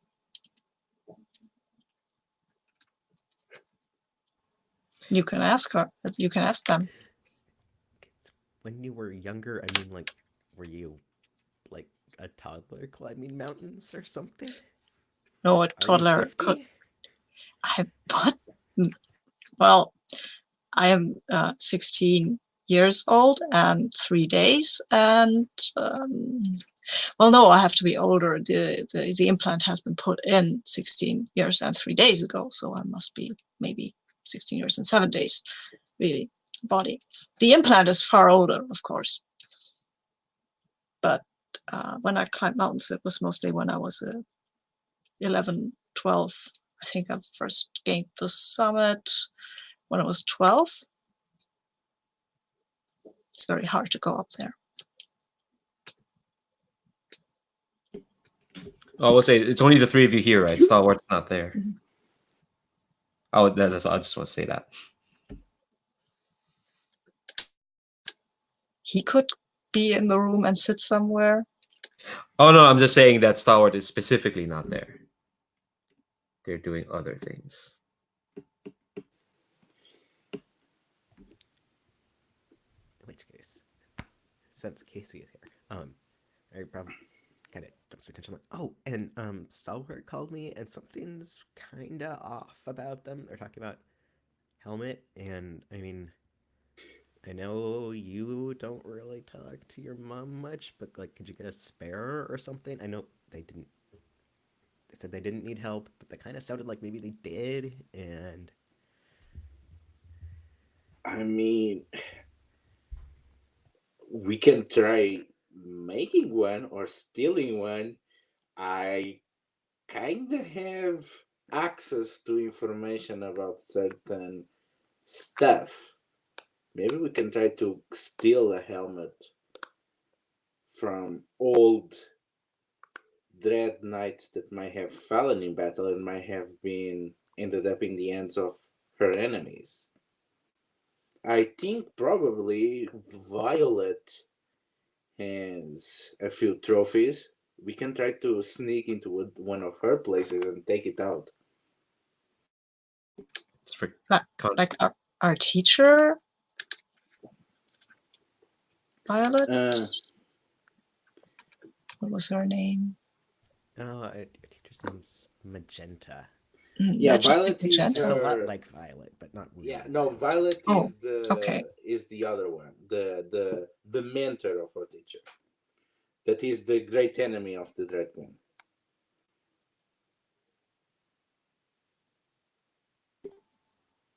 So basically, Regicide is proposing to steal from a superhero. Yeah, I'm trying to. I'm proposing that I'm going to use all the best stuff. Oh yeah. Okay, so you can just do that. So yeah. So it will be from a superhero. So it will be plus savior to get another helmet. Okay. Cool. I think we'll probably because we're quite a bit of time. There's some things. I think we'll probably do that next week. Unless I don't know if we're gonna go into another adventure where you go off to a superhero place and sneak in and try to get a helmet. But yeah, is there anything else you need to say while the 3 of you are here? A lot of things still need to be said. And a session move. True, we need to remember that. But, Oh yeah, I remember that. Okay. But probably at some point in a lull in the conversation, Mary, like, fiddling with one of her glitter posters and trying not to get glitter all over Serenade's bed. Probably getting glitter everywhere anyway because she's been sticking glitter to things. She's still glittery. But I mean, oh my goodness, why are you doing that now, cat? You don't think that I could end up like that, you know? Like, student council isn't the first step in my evil conversion, right? Right? I do not know. I have heard that power corrupts, but I've also heard that a good heart is hard to find, and I believe that you have a good heart, and maybe if you can remember that, then the power will not corrupt you, or maybe Kasey and I can help you to not be corrupted, and maybe to gently give you a punch, a gentle punch, when you start being corrupted. Not a painful one. Yes, definitely give me a gentle punch if I start going evil. Thanks. So I was trying to attack my vulnerability or weakness move. I guess it's the do you think or not think that I can turn evil? Yeah, no, I was gonna ask. So yeah, since Serenade said no, you can clear condition. You don't have any. I've been lax at that, and they get to shift your labels. Serenade does. I have to unmute myself first and then look at your labels. What did I? Where are you? There you are. I think. I'm not sure where to put your labels. Anybody got any idea? I mean, I want to put your superior up, obviously, for power gamery reasons. Also, maybe to give you a bit of self-confidence. That sounds kind of useful. But I think I would push your mundane down, because the whole thing with your future self and stuff like that, that's not exactly very normal. Nice. Okay. So I think here's an image to end this like fairly genteel issue. No punches thrown, no riffraff happened. Here's the thing. I think as you're saying, like, oh, I'll give you like a gentle punch. I think the last panel is, you know, it was like yearbooks that Kasey brought. Some of them are open, and you can see, you know, there's a page open, and so it says Student Council, Prospect Academy, 1980 something, and you can see like the class president there. This is just the most chipper of smiles, but a bit older than you are now. Hair is a bit longer. There's a confidence to her. Wait, it's just like brimming with confidence. This Mary Landry. But yeah, that's kind of like the panel we're gonna end this issue on, and then finally we'll do end of session. Most likely to take over Parliament.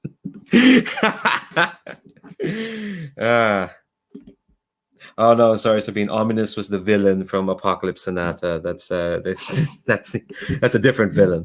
All right, end of session. Find where the thing is. There we go. And then every session, let's start again from left to right with your old image. Mary, how are you feeling? Which one of the three do you think? I think I grew closer to the team again because I really want to fit in and everything. But this time I'm gonna say it was Kasey because she had that whole speech about how I'm, you know, pathetic and sweet and stuff, and I feel very touched. Yeah, I guess then Casey would lower danger because she does not consider silhouette as inevitable as everyone else seems to be taking it as. Uh, and will certainly don't play that when talking with the Mary, and increasing superior out up because she starting to really buy that she could beat Diamond Dust, and that she may actually be the best kind of president that this school needs. Someone that is not trying to change stuff to fit some idea of better, but someone that actually likes the school and sees what is good in it. Excellent. And take a potential because no one has any conditions, which is nice. I should be inflicting that more often.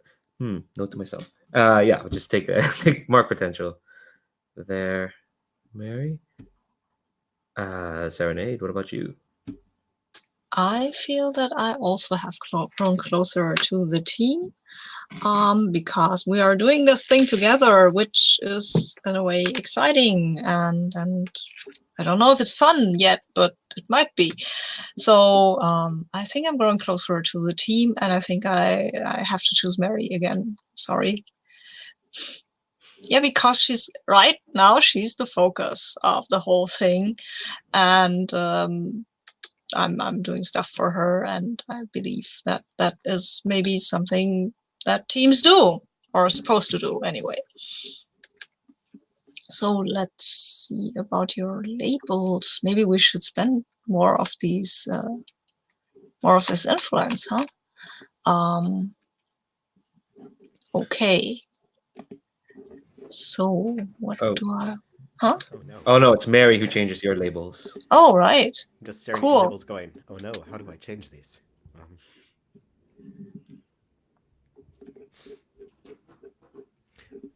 I think I'm gonna go down freak, up superior, because you do not seem very freaky at all. You seem very, or, weirder than anyone else around here, I guess. But you seem very knowledgeable and precise. Like the fact that she's offering to non-painfully punch me if I'm corrupted.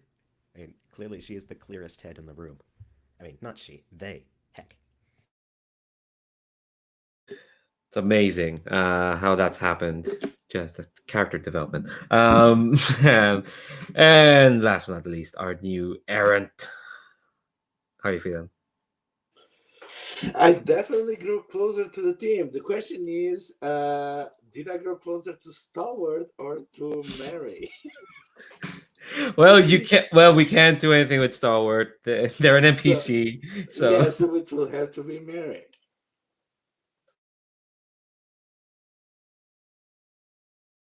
Oh no, I have too much power over everyone's labels. Um,